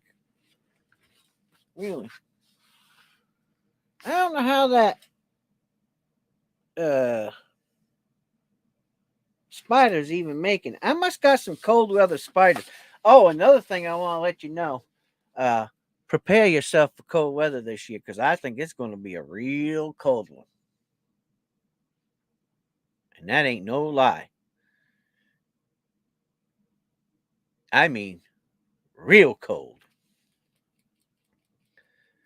I'm talking like storm of 78 cold. I can just feel it coming on in the old bones. So, anyway, 3 Morgans. 3 Morgan deal. Let me flip this one over. 1889, 1879. And this one here is 1878P. There you go. Good starters. Got a friend, some kids. Want to start them off with some Morgans at a good price? There you go.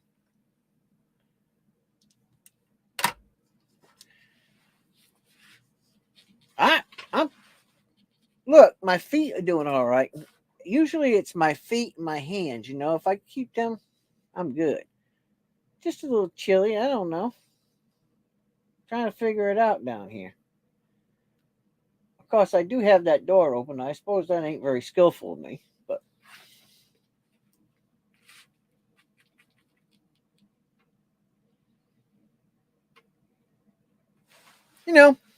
kids, grandkids, like more grandkids, grandkids that you want to give them something special. Maybe they don't have one. Maybe they never got one from their grandma or grandpa before. And you want to just give them something special. You can take it out of the package, right? And you just flip it to them. Say, here, kid, put this in your collection. Well, what's that, Grandpa? That's a silver dollar. Don't say your grandpa never gave you something that was worth something.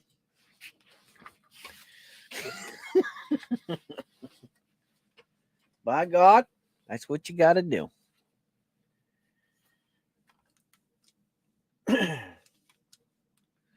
But I don't have very many friends with grandkids. But I do think it's a good idea. We got Dove at 120. And I know it's a good idea. You know what I think you understand what I may be referring to. By Jesus. Here we go. We're going to get rid of that because that's a good deal. Oops. Shit. I got to go over here. Hold on.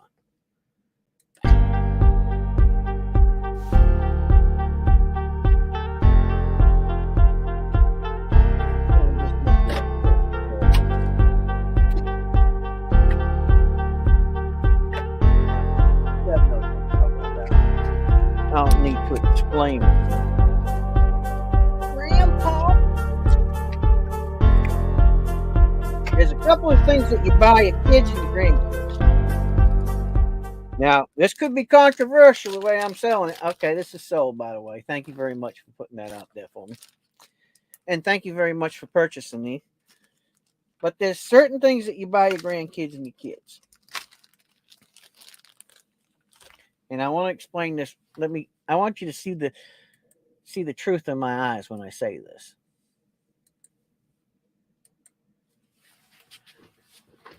Now, my friends and family on my channel know me very well. And know I'm as honest as I could ever be. But there are 3 things that you give your grandkids and your kids. 3 things that are most important. Well, let me say 4 things that are most important. I could add, 5,000, but we'll say 4 things. Okay? 4 things that are important. That whether they're girls or they're boys, 4 things. The first thing is the most important of them all. And that's love. Not fake love, but real love. Real love is awful difficult to figure out. And it usually takes a lot of screwing up in a lifetime of trying to figure out yourself to figure out love. But when you finally figure it out, give them some love. Give them some understanding. That's the first thing. Second thing, buy them a damn gun. But with it, teach them about how to respect it, what it's used for, right? What it's been used for many generations. And if you don't think they're old enough for a gun, then you use an alternative to that. And that would be a knife. Because the knife can carve arrows and carve a bow. And my God, you can make string. Something to survive just in case this world that we live in goes rotten. So a knife or a multi-tool. I mean, if you've got a few extra bucks, I'd get the multi-tool instead of just the knife because that way you get a combination of all those things. Third, silver. Buy them a silver coin. Look, it can save their life in more ways than one. I think that you give them something a little old to remember you. And there's nothing like remembering who gave you something special as a coin. And it doesn't have to be new. You want to give them something old. And the reason why you want to give them something old is it looks like you actually passed down something that was old. You know, give them something new, it's new. You know, I don't know why it's that way, but it was that way with me. And look at me now. I got all kinds of Morgans and this and that and everything else. So I guess I got to blame it on my grandpa. And the fourth thing is, I'm an MRE. By God, don't send them out into the world trying to find a way to get a meal without at least giving them a little bit of food. And let's face it, MREs are ready to go. And you don't have to sit in the kitchen and make a sandwich that'll go bad in a couple days. And they could actually survive 3 days off an MRE. So there you go. There you have it. 4 things that you give your kids or your grandkids. I ain't going to say it's going to be a cheap thing. I just said those are the 4 things that she'd always give them. By my own perspective. Unless they're crazy, then, you know, don't give them no damn gun and don't give them no knife. Give them a slap upside the head and say, straighten your life out.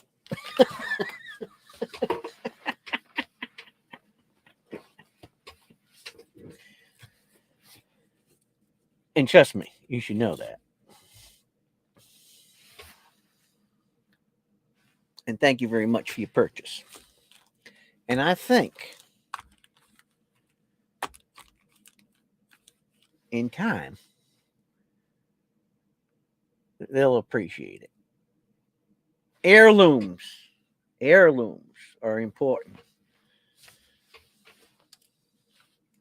Absolutely important.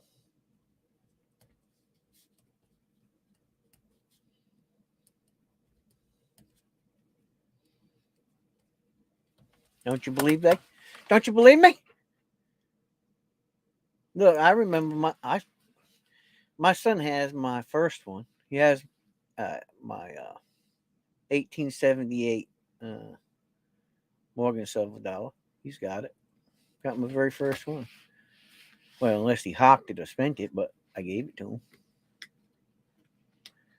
Now, people say, well, I don't understand why you would do that.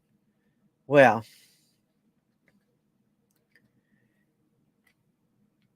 you really never know how much somebody appreciates you until you give them something that you've had for a long time, right? Or something that you collect yourself. Really, that's the truth, you know. And you know, a couple of my cousins were talking about my grandfather's guns. Yes, I'm a combat veteran. Yes, my brother Tom was a combat veteran.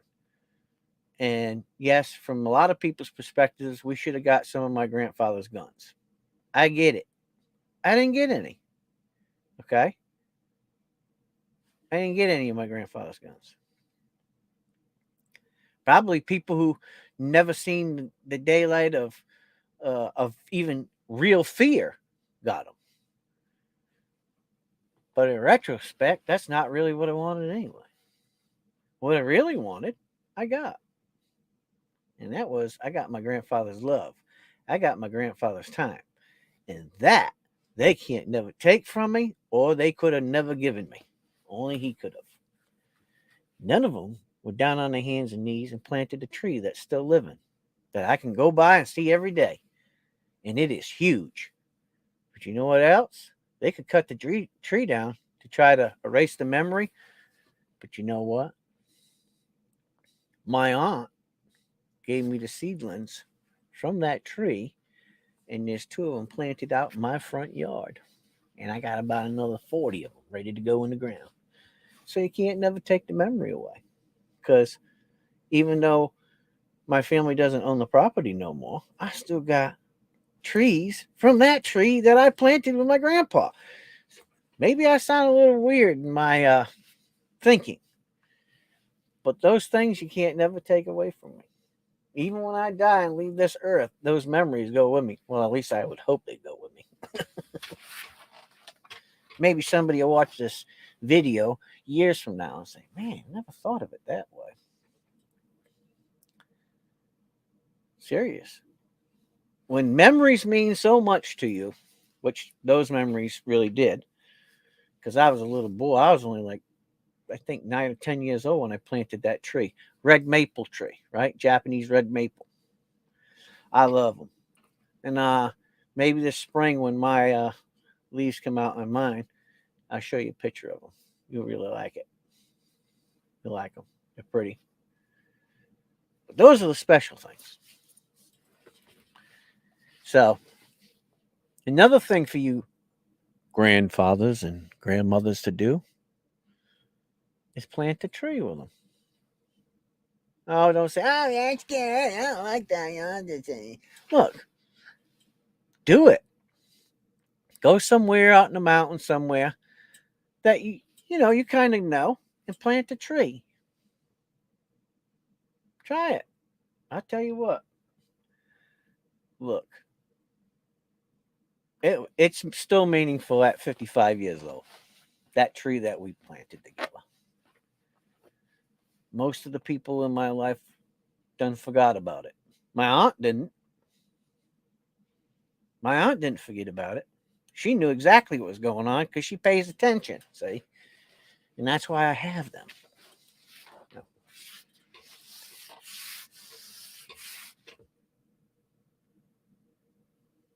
Plant a tree. Especially if, you're a person that doesn't have a lot of money and you want to really give a memory, that's a good memory. Get right out there in the dirt in the springtime. Plant a tree with them, whether it be your children or your grandchildren. Look, they're never going to know, and it's really never going to mean anything to them, probably. Well, maybe it will, spending some time, but it really means a lot when they're gone because a part of them still lives on. That's what I believe. Boy, you can learn a lot from old Rev, huh? In a coin auction. I may not play my guitar all the time for you or sing some funky songs, but I'll definitely give you some information. But that may change because I may end up going back to my big room. I'm thinking about going back to my big room. Thinking about changing my big room out. And then I'll use this as a storage room instead. That's what I'm thinking about doing. Using this as a storage room. And move my stuff that I want to do for coins and guitars and everything back into that room. I got a plan for it, and I think it'll work out. So, but that ain't till next year because I ain't doing nothing else. I got enough stuff going on. Did I tell you about Mr. Leakey yet? Did you hear the story about Mr. Leakey? Should I tell you the story about Mr. Leakey?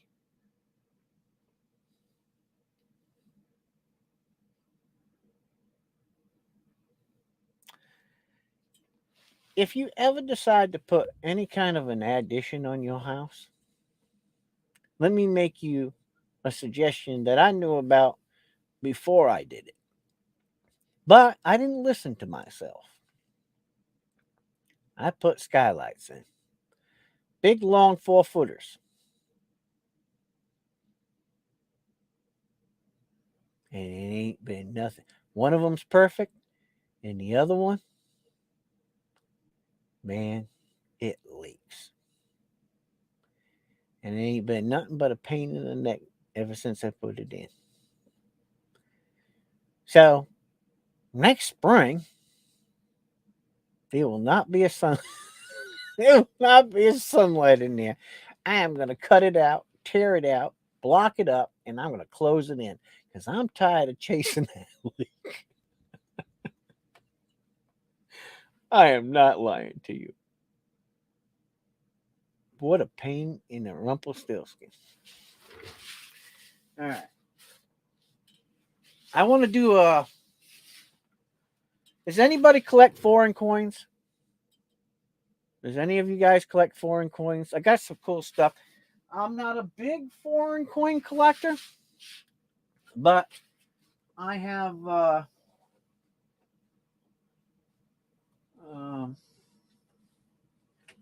few here. And if you are a foreign coin collector, I've got 1, 2, 3, 4, 5, 6, 7, 8, 9, 10, 11, 12, 13, 14. I have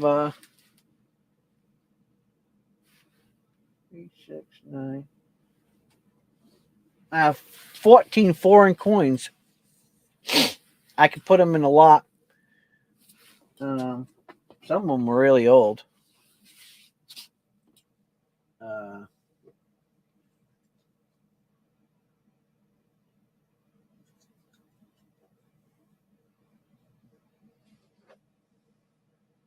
Well, I got.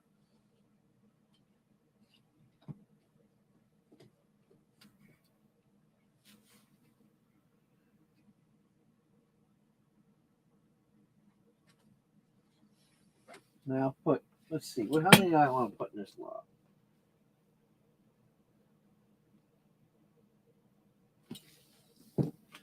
One, 2, 3. Oh, some of them are not. Hold on. 1, 2, 3, 4, 5, 6, 7, 8, 9, 10. There's some of them ain't. I got 10 of them. I got 10. I'll put them out here. I'll put them out one at a time, and I'll sell the whole lot. I know there's some people that like to collect the older ones, so let me put them out. I'll show you what I got. I'll put them out for you. Check these out. I don't collect a whole lot of foreign coins, but this one here is a 1944 Estidos 20 cent, 1944. Let me zone you in here.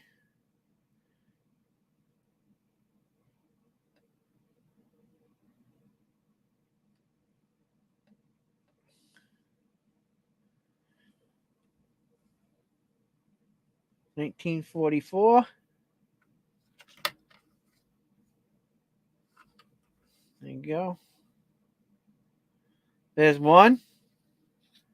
No, I'm doing a whole lot, Jack. There's one.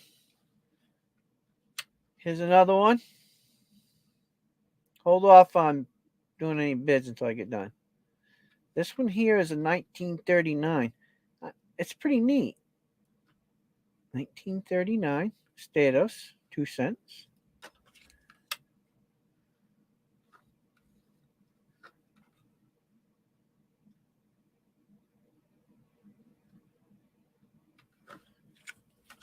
Here's the next one. This one here is a 1946.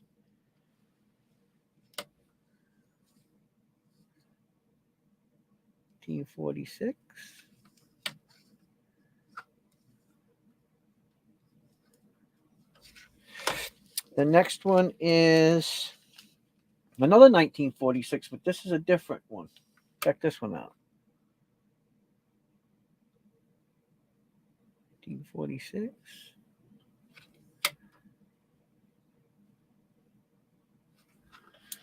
And then this one here is real old. This is a 1915 5-cent piece from Mexico. 1915, and it's in really good shape. Really nice shape. And then the next one is from Chile. Chile. This is really nice. 1958.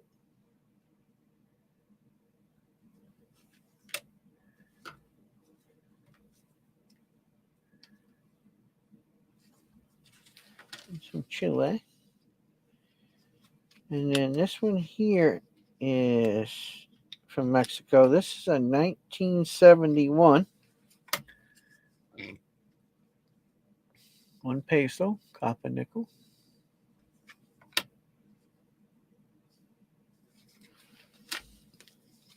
This one here is a 1944 World War II German occupation from 1941 to 1945.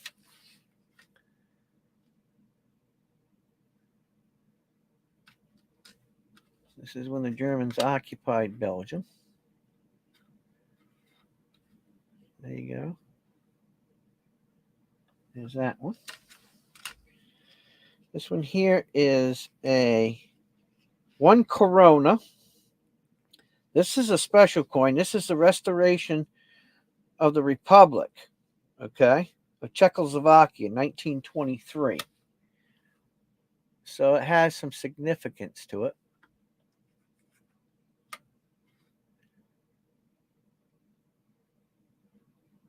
So this is a special coin.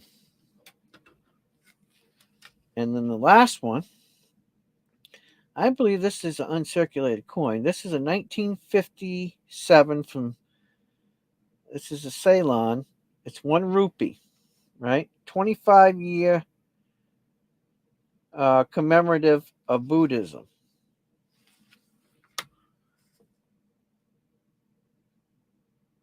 So the 2,500 years of Buddhism. 1 rupee. And there it is. This is a collectible coin too. So there you go. There's all them coins. Oops. Let me zone back out. So there they all are. So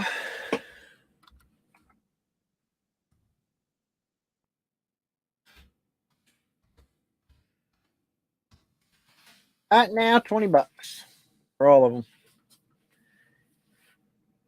Some rare ones in there. Probably some of them are worth more than what I'm selling, but I don't know. They look good.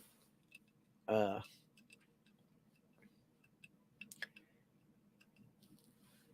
think they're pretty cool. Great collectibles. There's one in there that's really, that 2,500 year one. I don't know, man. That one, I didn't look it up, but that's a rare bird. And this one here, which is the restoration of the Republic of Czechoslovakia. I'm sure that one there is probably going to be worth something too. Anyways, if you're interested, let me know. I'm moving on. But I just wanted to show you guys. Okay, let me switch back to the regular camera. I'll put these over here in a stack. I did want to show you them. I think they're kind of cool. Those over there. What's that?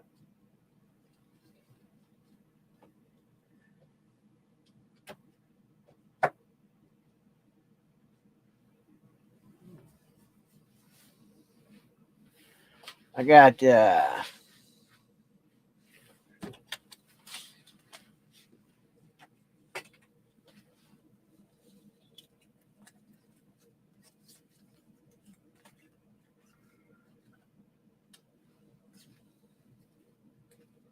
I don't even know what these are worth. Anybody know? I've had these in my collection a while. Anybody know what the 1925 Standing Liberty quarters are selling for, Type 3s? I just asked a question that probably just blew everybody's mind, right? Does anybody know? Offhand? No? Nobody listening? What you guys doing? Drinking beer? Singing Kumbaya?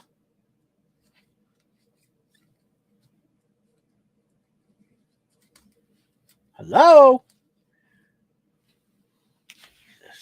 Nobody must have listened to. Is there anybody out there? Hello? Mama? Hello?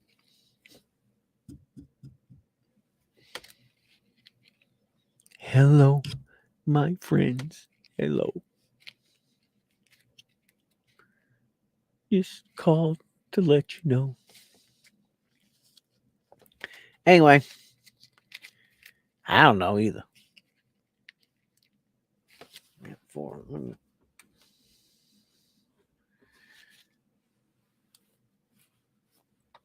I can hear you.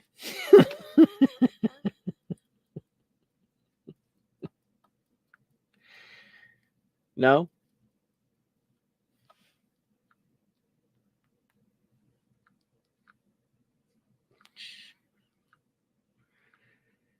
You know what I hate about these Samsung phones? When you swipe it the wrong way, it just sucks.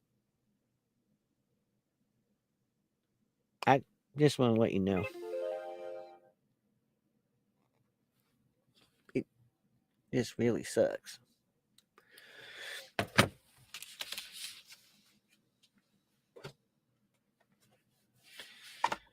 Well, I even put anybody. Well, I don't know.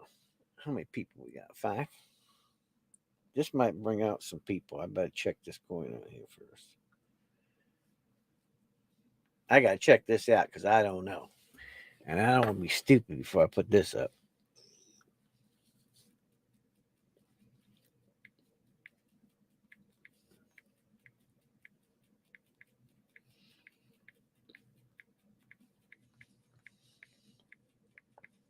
You notice I've been being good.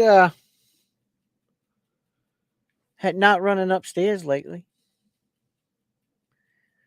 I wish Mary was watching so that way I can get more coffee. But shut up, Bixby. Oh, Jesus.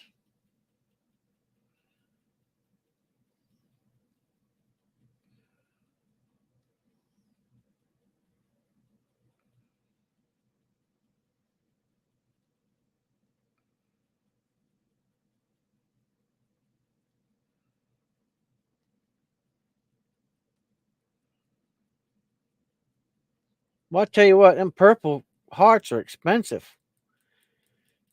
Jumping Jesus.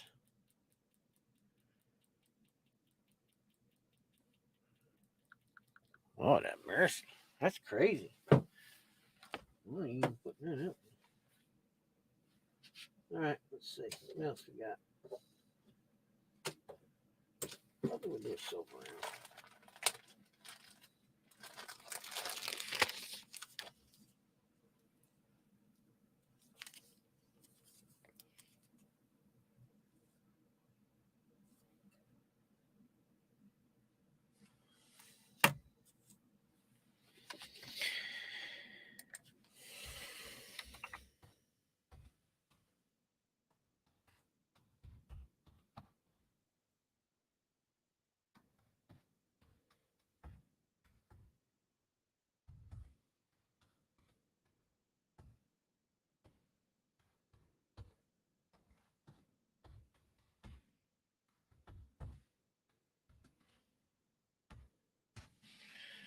Here we go.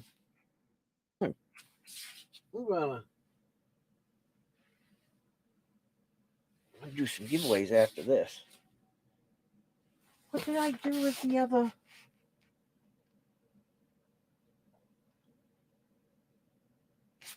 Hold on, let me put this up. I'm looking for something. Oh Lord.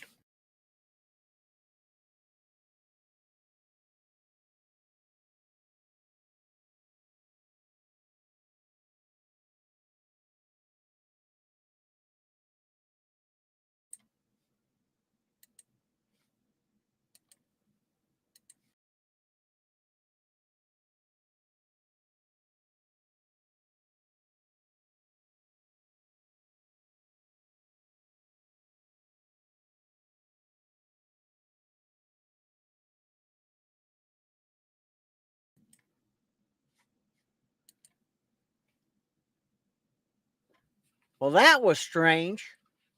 Why I can't access.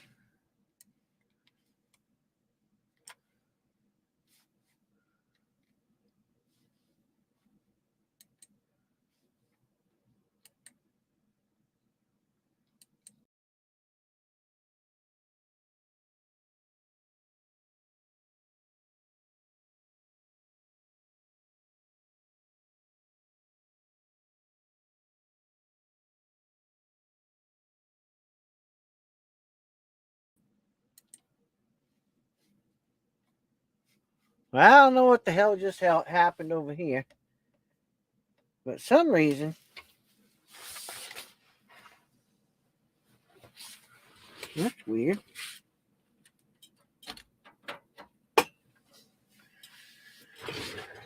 That's weird.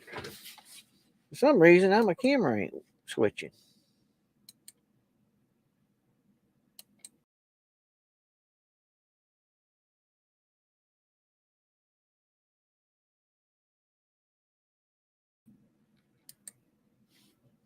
Wasn't that a new one?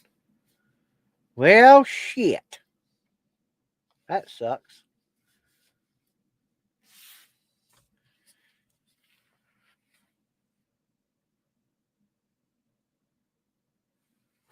I don't know what happened. For some reason, that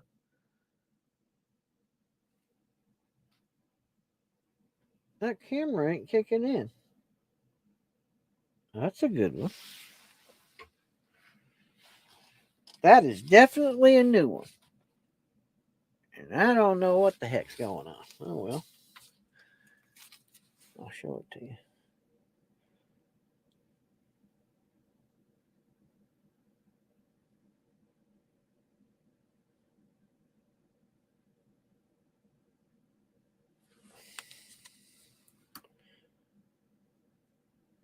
Silvertown. Can you guys see what I'm doing? Probably not. Anyway.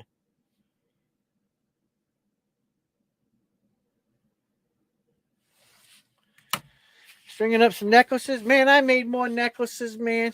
I used to make all kinds of necklaces. Try smiling more often.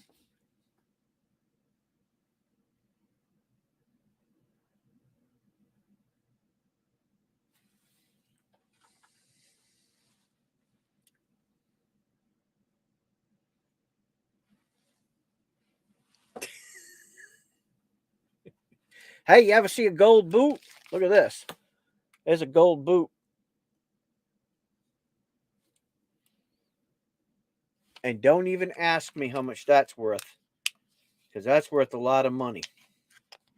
There's a lot of gold in there. I threw all my junk gold and silver in there, and I melted it, and I made a boot. Put a dove in it, and then I put a sapphire up here. And then that's strung with silver, with a silver thing. I don't even know what that boot would be worth. Some money, though. Only one I've ever made.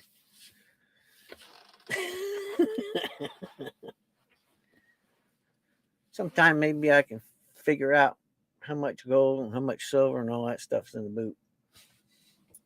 But anyway, I don't know what happened to the camera. I don't know why it's not working. But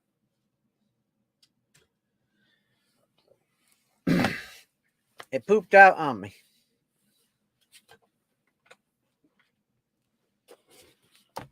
So, oh man.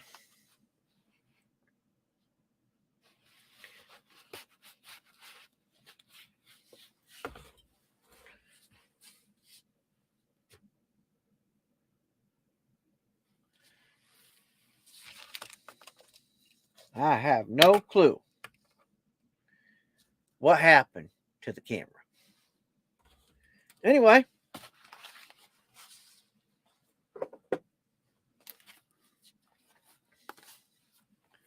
let's do this.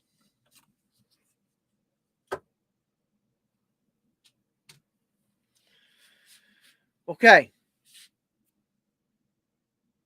I'm going to ask one more time, and then I'm not going to ask no more. Is anybody interested in anything on this table here before we're done with it?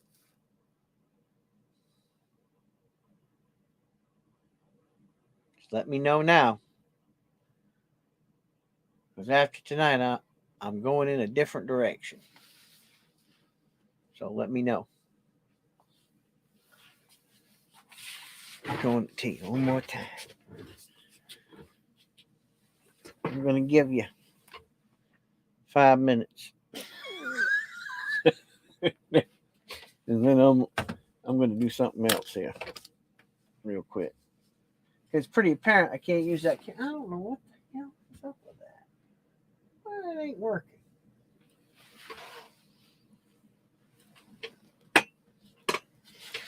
I have to figure that out.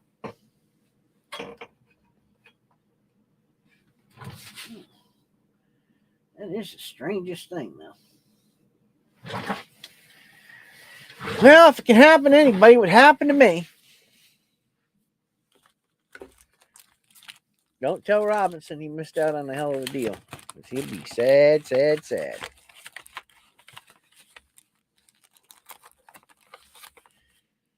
That's what you get. Snooze, you lose. All right. I'm going to do a giveaway.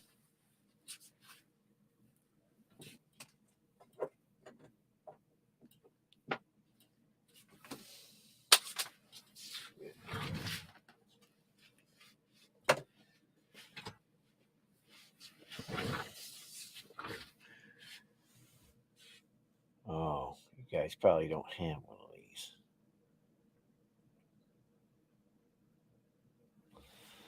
We're going to have to.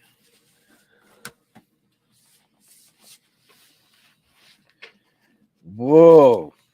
Let me get a little deep.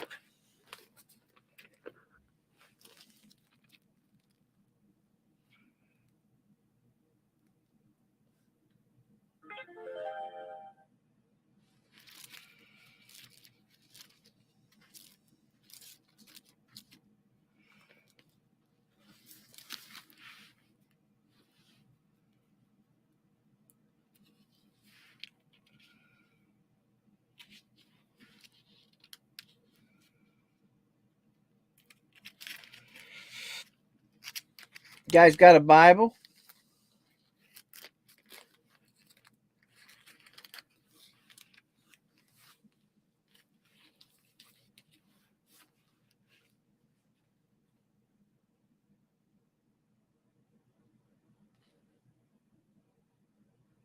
You guys got a Bible?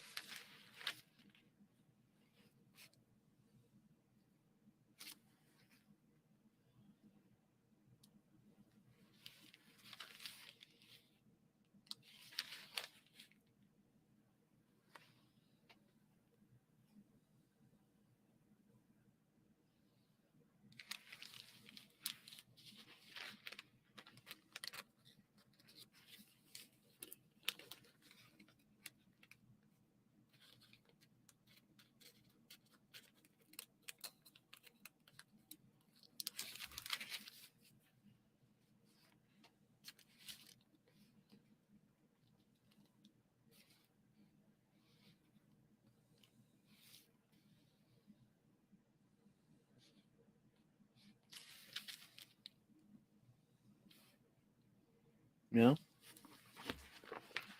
Don't want to go there with me, huh? All right.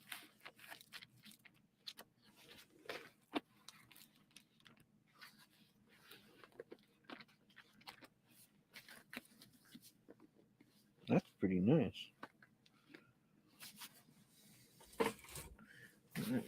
Figure this out.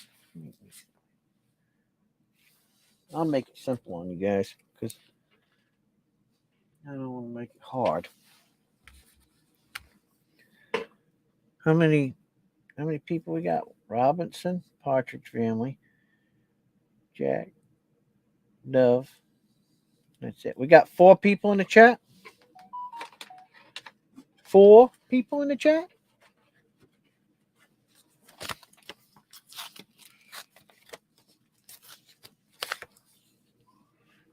Is that right?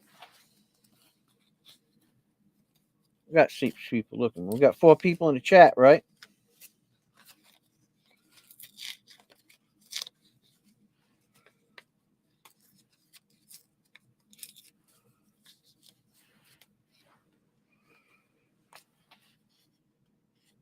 Hello? Tell you something good. Well, you didn't have to spend much money tonight.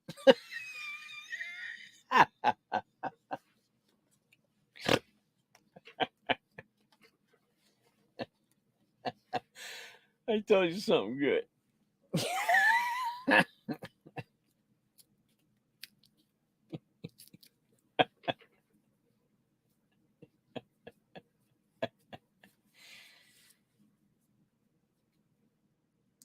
Hey,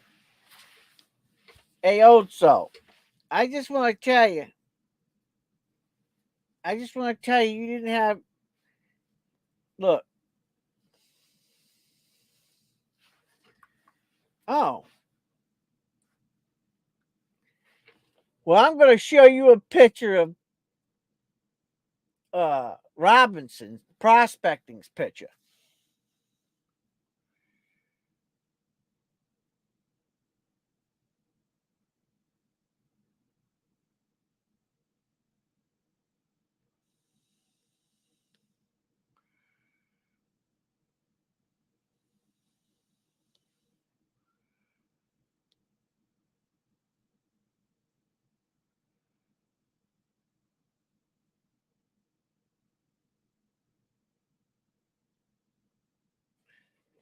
Did you fix it?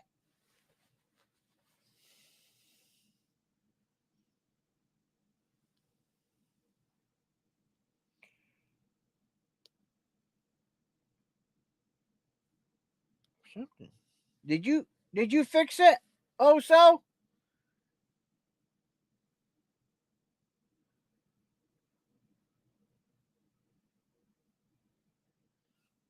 Cause that's not original plumbing from the original house.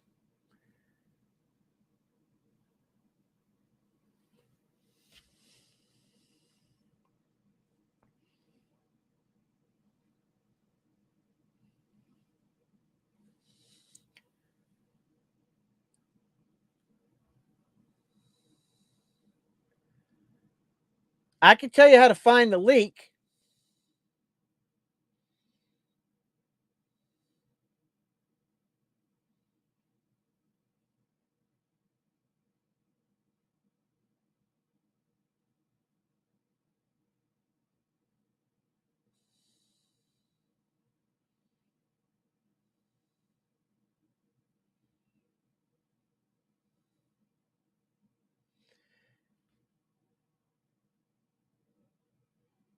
I'm going to tell you how to find that leak, though. You're going to laugh when I tell you how to do it, though. But I'm going to show you how to. So, you want to tell him the story, or you want me to tell him the story?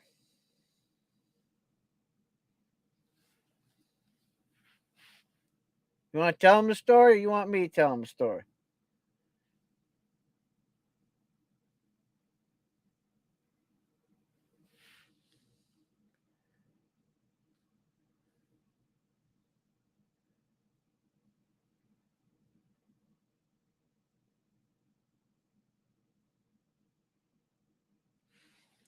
So, so goes. So goes to me today. He goes, well, I know we're brothers. I went, of course you know we're brothers. He goes, the ceiling fell down in the kitchen. Mine did too. Pipes are leaking, and the floor's all messed up.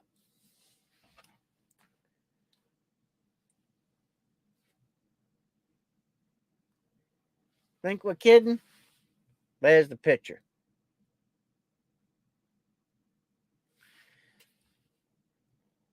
And I go, man,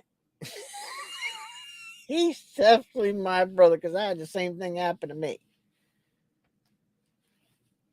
I'm like, man, it never ends. It never ends. Well, Robinson got in an accident, what, today? Because he didn't go to church or something. I can't remember exactly the story, but you can scroll back up and you'll see it. And let me show you what happened to Robinson.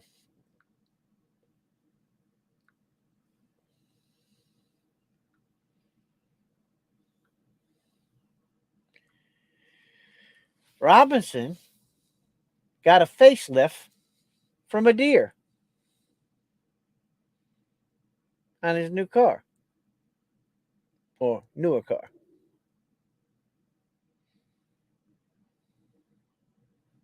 So Bambi decided to ruin his Christmas.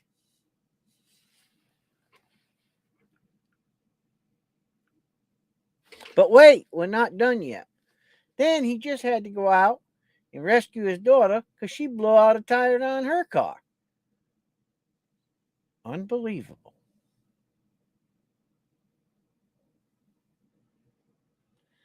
Oh, well, I'm going to tell you how to figure that out. Real simple and easy. This is the easiest way to figure it out. And I'll tell you how to do it tomorrow.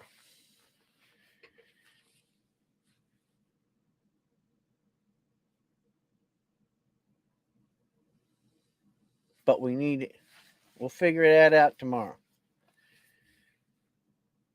And it works every time when you do this. Guaranteed. If you do it the way I tell you, I guarantee you we will find it.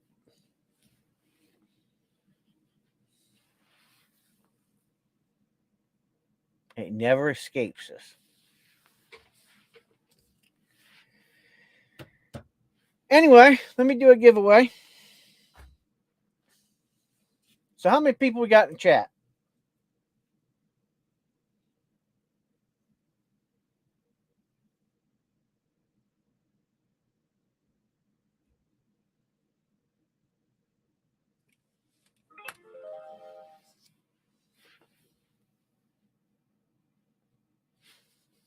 Yeah, reindeer thought I was Slay.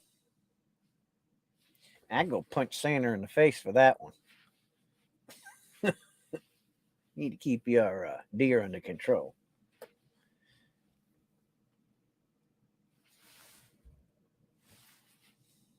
Where is Dove? Dove, you know how many people we got? Well, we got 5 people or so. But you know who's in the chat, right? You guys know who's in the chat?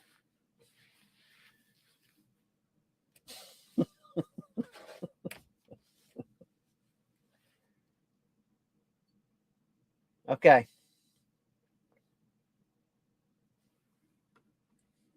I'm not showing you what I'm giving away yet.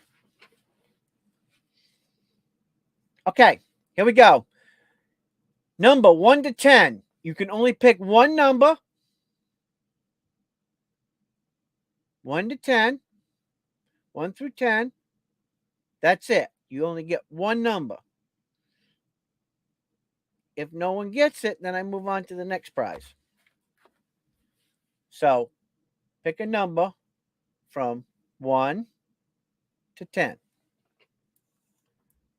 And the number's down here. And I'll show it to you. Number's right here in my hand. 1 to 10.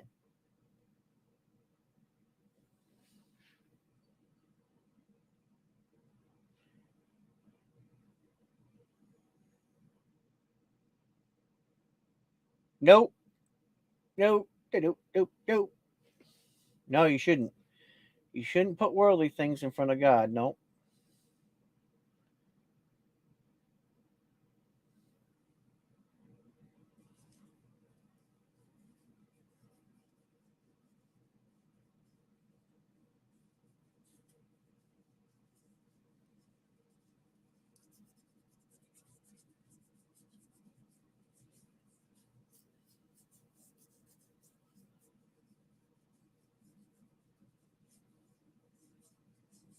Unless they're for the benefit of God, then that's different. But he knows your heart and even better than you. All right, so we only got, that was it? Are all the votes in?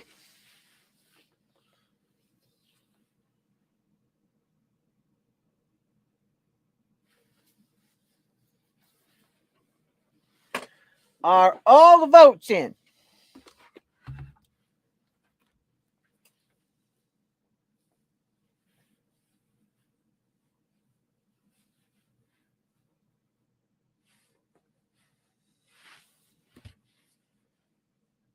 Okay, I'm going to do a counter. Once the counter's done, that's it.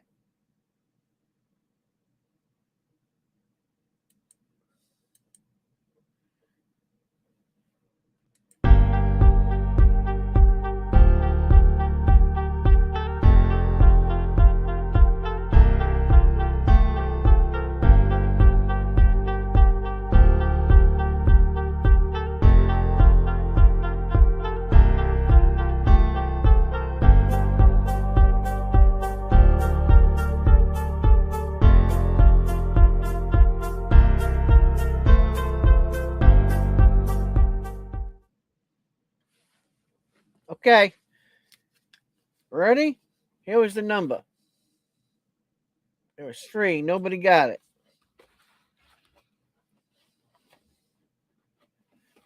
I'll show you what you guys didn't win.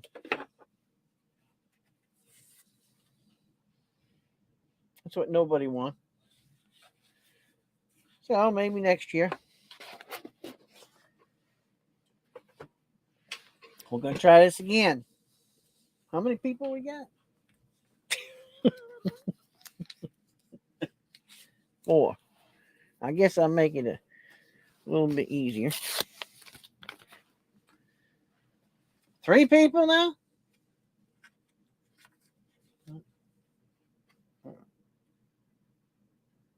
There's 4 people or 3 people? How many people are in there?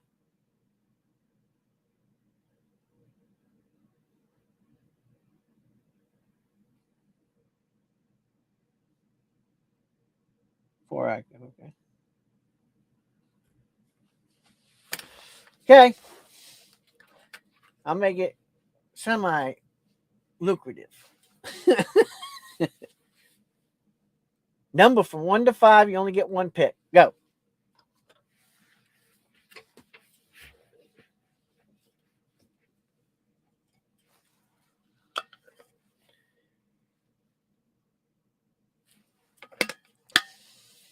I know what I'll do with that.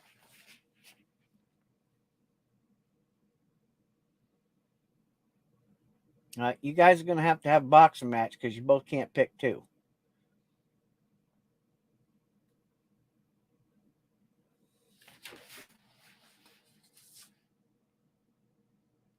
Robinson, you can't pick 2 numbers. Your first number was 2. Okay, you're at 4. So Dove is 3, Robinson's 4, Partridge Family's 5, and Old Soul's 2. Is that correct?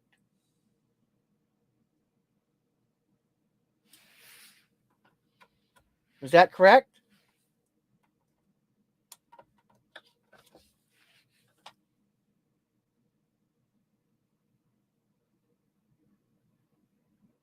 Correct, right? Partridge Family's 5, Old Soul's 2, Dove is 3, and Robinson's 4. Is that correct?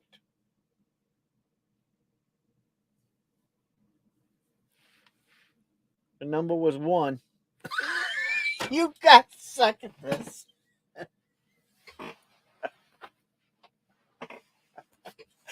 I've never, in all my board days, seen you guys are unlucky today. That's all I can say. You got the shittiest lucky world today.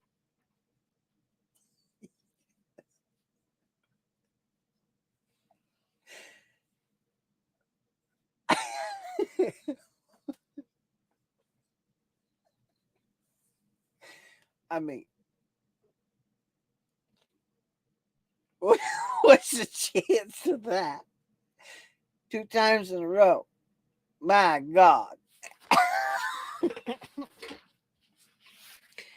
Maybe I should only have 4 numbers, right? Instead of 5. I mean, you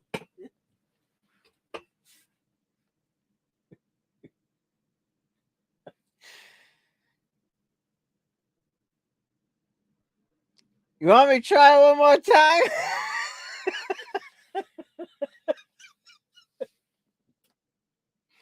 I'm going to try this one more time, okay? Now, look, I want you to think about it a little bit, all right? It is kind of normal because everything's always screwed up in all of our lives, but I'm going to try this one more time, okay? Jeez. If y'all mess it up this time, y'all shit out of luck because I ain't doing it another time. But they say 3rd time's a charm, right? So we're going to try this. Hold on. Oh, my God. Okay. Ready? All right. Look. How many people we got in the chat? 5 people, right? We got Dove, Robinson, Old Soul, Partridge Family, and Jack, right? 5 people, right? 5. Right? Okay. By God, somebody's going to get it this time. Okay. You only get 1 number, 1 chance, 5 people.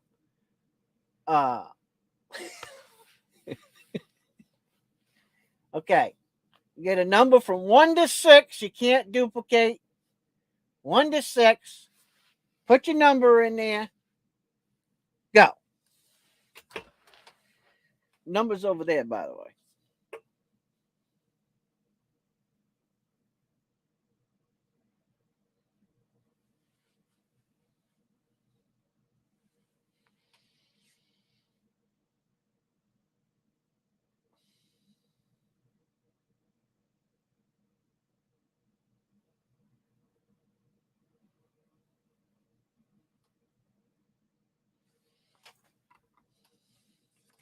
One to 6.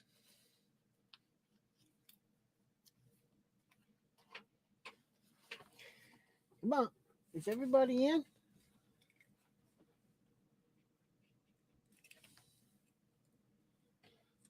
everybody in?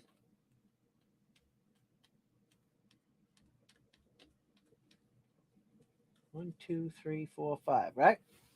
You ready? 1. Who's got 1? Anybody? Dove. Dove, you won. You got 1. Now, you want to see what you won? Oh, God. I got to open it first because I haven't even opened it.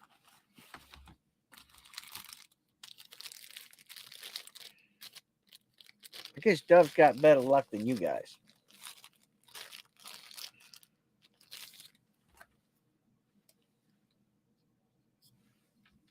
Ready, Dove? No.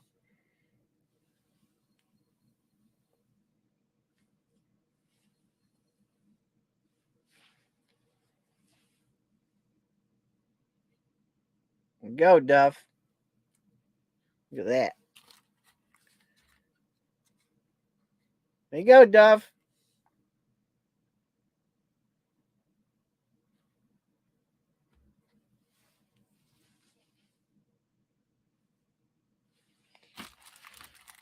Comes with a little holster.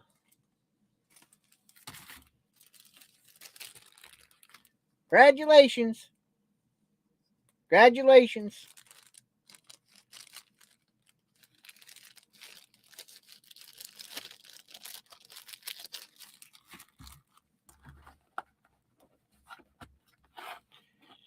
Little hand Skinner. And it actually looked like the box. And where did I get it? Smoky Mountain Knife Works. There you go.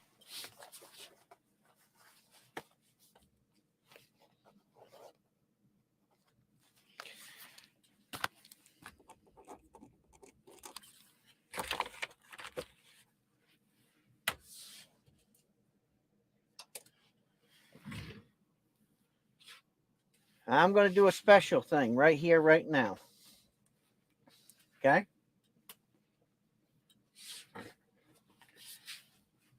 The first one.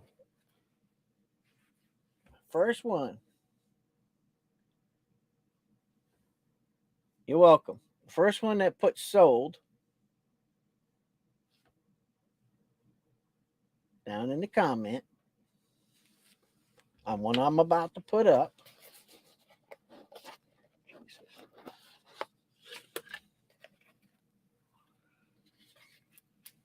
We'll get this nice watch. Right? Hold on. Now listen before you go crazy. Whoever buys what I'm about to show you, okay, will also get this watch. Okay? Nice incentive, I think. Comes in a nice little box. Okay. You ready? You ready? You got to be fast. Get ready.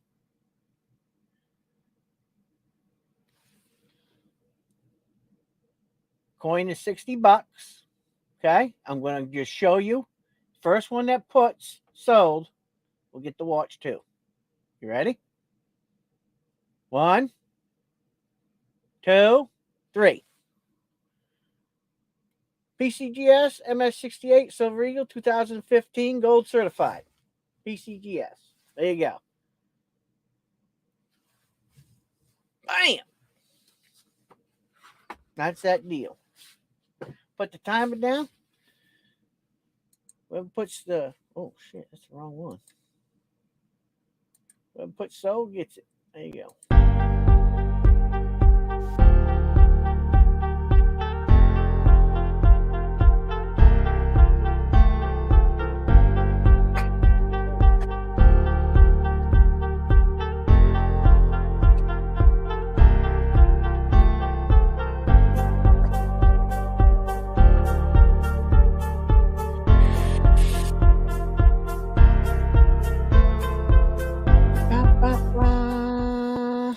Okay. No. So, no.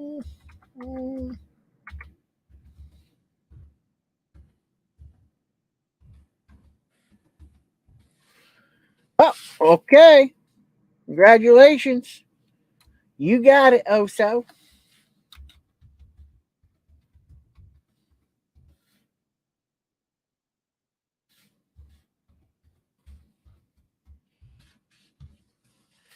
There you go.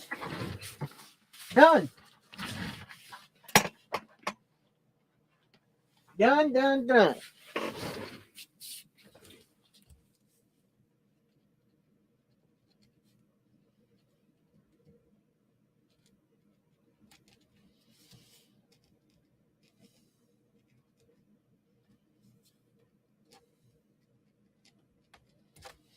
And that is that. Done. Well, that's cool. Alrighty. Well, almost got rid of all the clocks this year. 3 clocks left. 3 boxes left. Put these box up here. Keep this box. Keep this box for myself.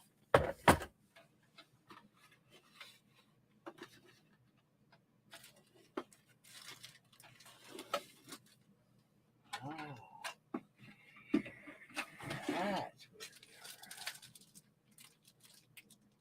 I'll be damned. Yeah, cool. All right, that's done.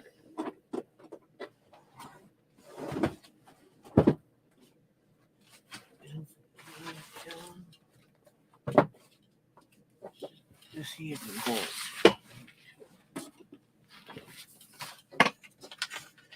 All right. Down here. This down here. This over here. And that there. And that.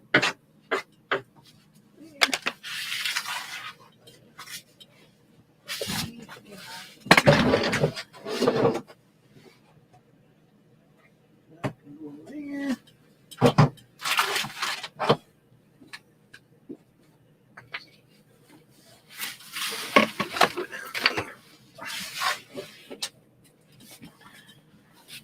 Go in here. Here.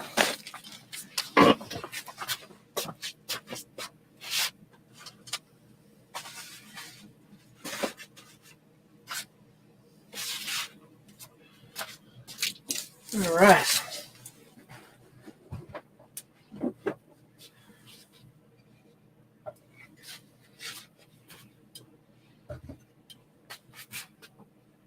All right.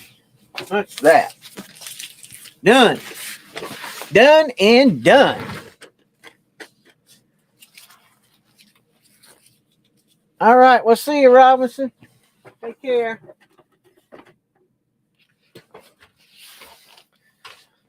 Catch you next year. Just add the cost to your homeowner's claim.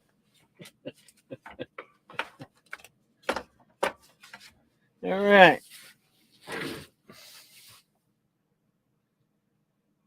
Oh, we only had 1, 2, 3, 4, 5. Only had a few more things to sell. We're doing pretty good.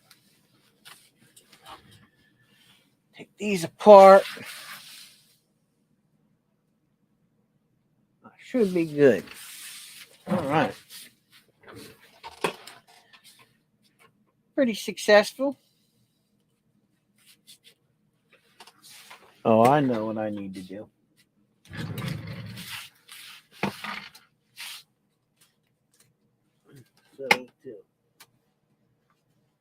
So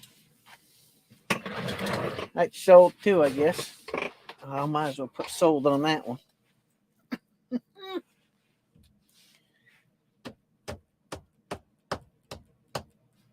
Pretty nice. Did all right. Just about sold everything. Only 2 clocks I didn't sell, which I might just keep that one. I like that one anyway.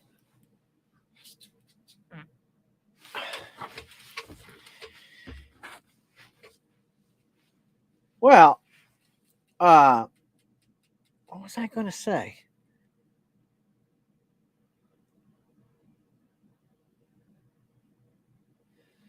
Okay, listen.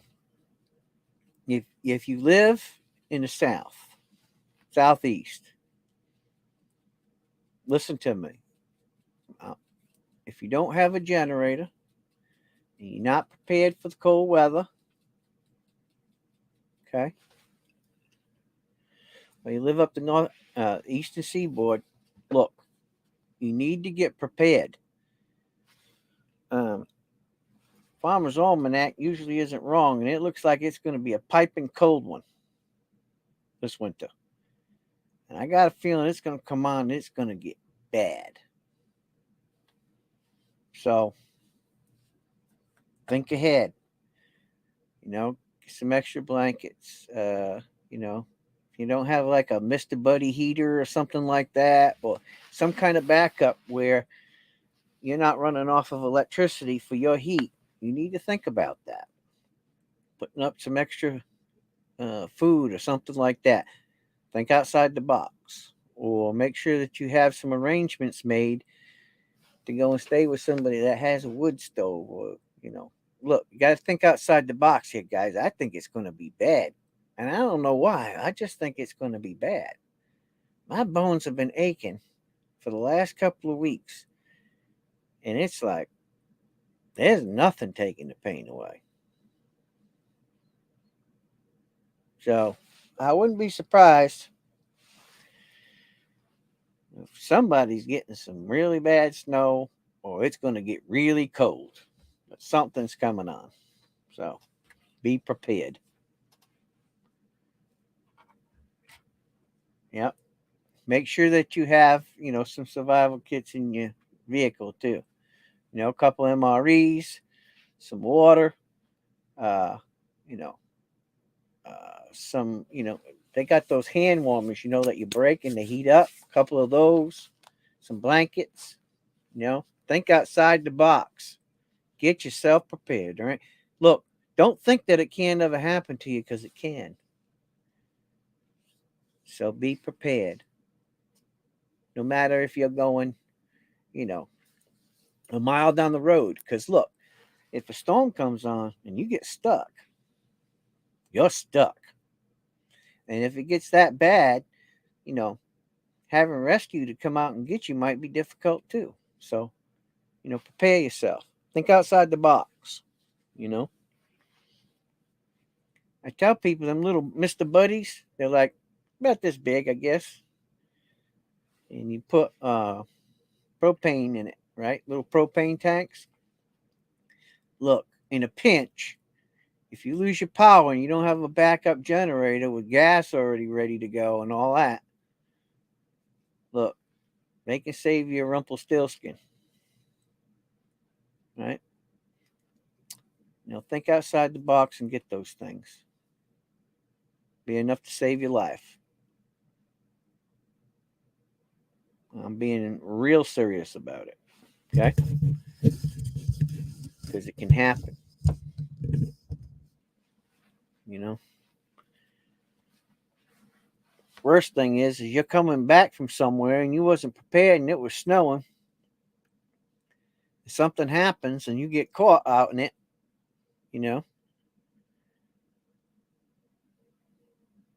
just be smart. Prepare yourself. Flashlights, strobe lights, you know, flares. Always keep that stuff in your vehicle just in case. I want to thank everybody who came out and purchased stuff the last few weeks for donations towards the women's shelter. We actually helped out a few people this year. Prior to whatever we made in the last couple of weeks, we sent the package out to Partridge Family Prospecting, which he opened up the box today and was happy about it. He can thank you himself. I don't need to thank you for him because he's in the chat. And for the people that donated towards that, he got a big box for him and his family this year. And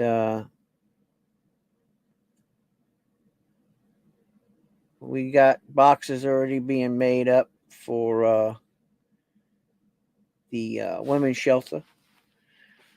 So that's going good. Mary's taking care of that. She's going to be giving the boxes to a friend of hers who's like a coordinator or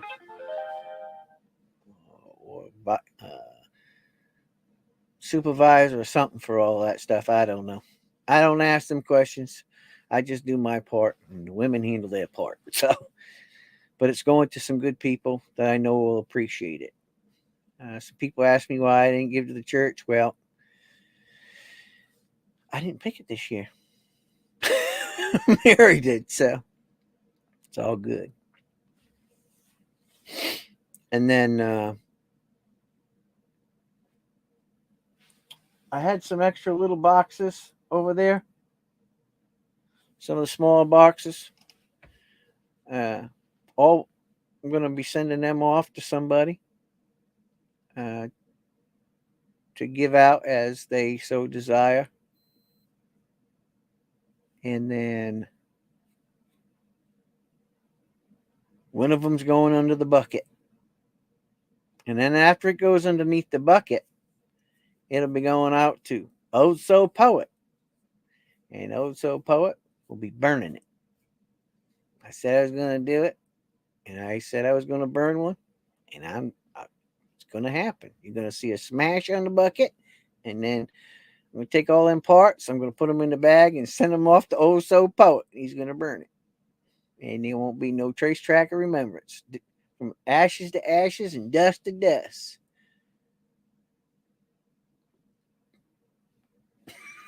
Mess with Oh So Poet and the preacher, and this is what happens.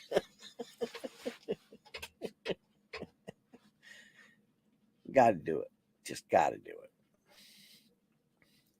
So, anyway, I'm going to stop wrapping my jaw. It's 10 o'clock p.m. Eastern Central Time. Please, guys, prepare yourself for winter, right? Always prepare yourself. Look, I don't know how many times I got to tell people, I tell people all the time, even, people that I'm a pastor for. I said, look, prepare yourself a little getaway bag, right? A little pack out bag. Make sure you got a Leatherman flashlight, spare batteries, maybe a wind up radio, couple MREs, some water, some heating blankets, little reflective blankets, a couple of regular blankets. And by God, don't forget the pillow, because there's nothing worse than being uncomfortable when you're already uncomfortable, right? A little buddy heater, They're not that expensive. One of those little buddy heaters where you got the screw-in tanks. Look, prepare yourself. Prepare yourself at home and prepare yourself when you're out on the road. If something happens, you'll thank me that I prepared you for it. Okay? Think outside the box. Look, it's important.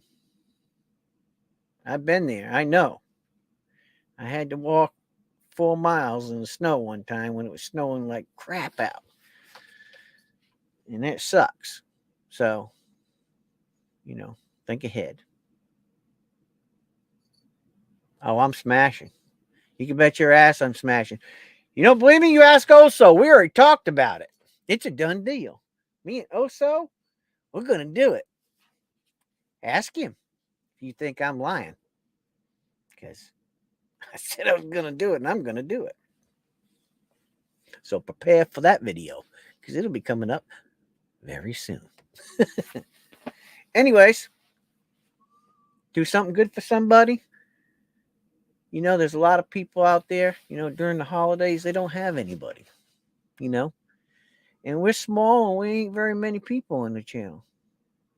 We can't help everybody, but if we can reach out and talk to other people and tell those people, say, hey, let's do something, look, don't always be the one sitting in the back pew not saying something. Be the guy up front saying, hey, we need to do something. If you don't see something right, say something.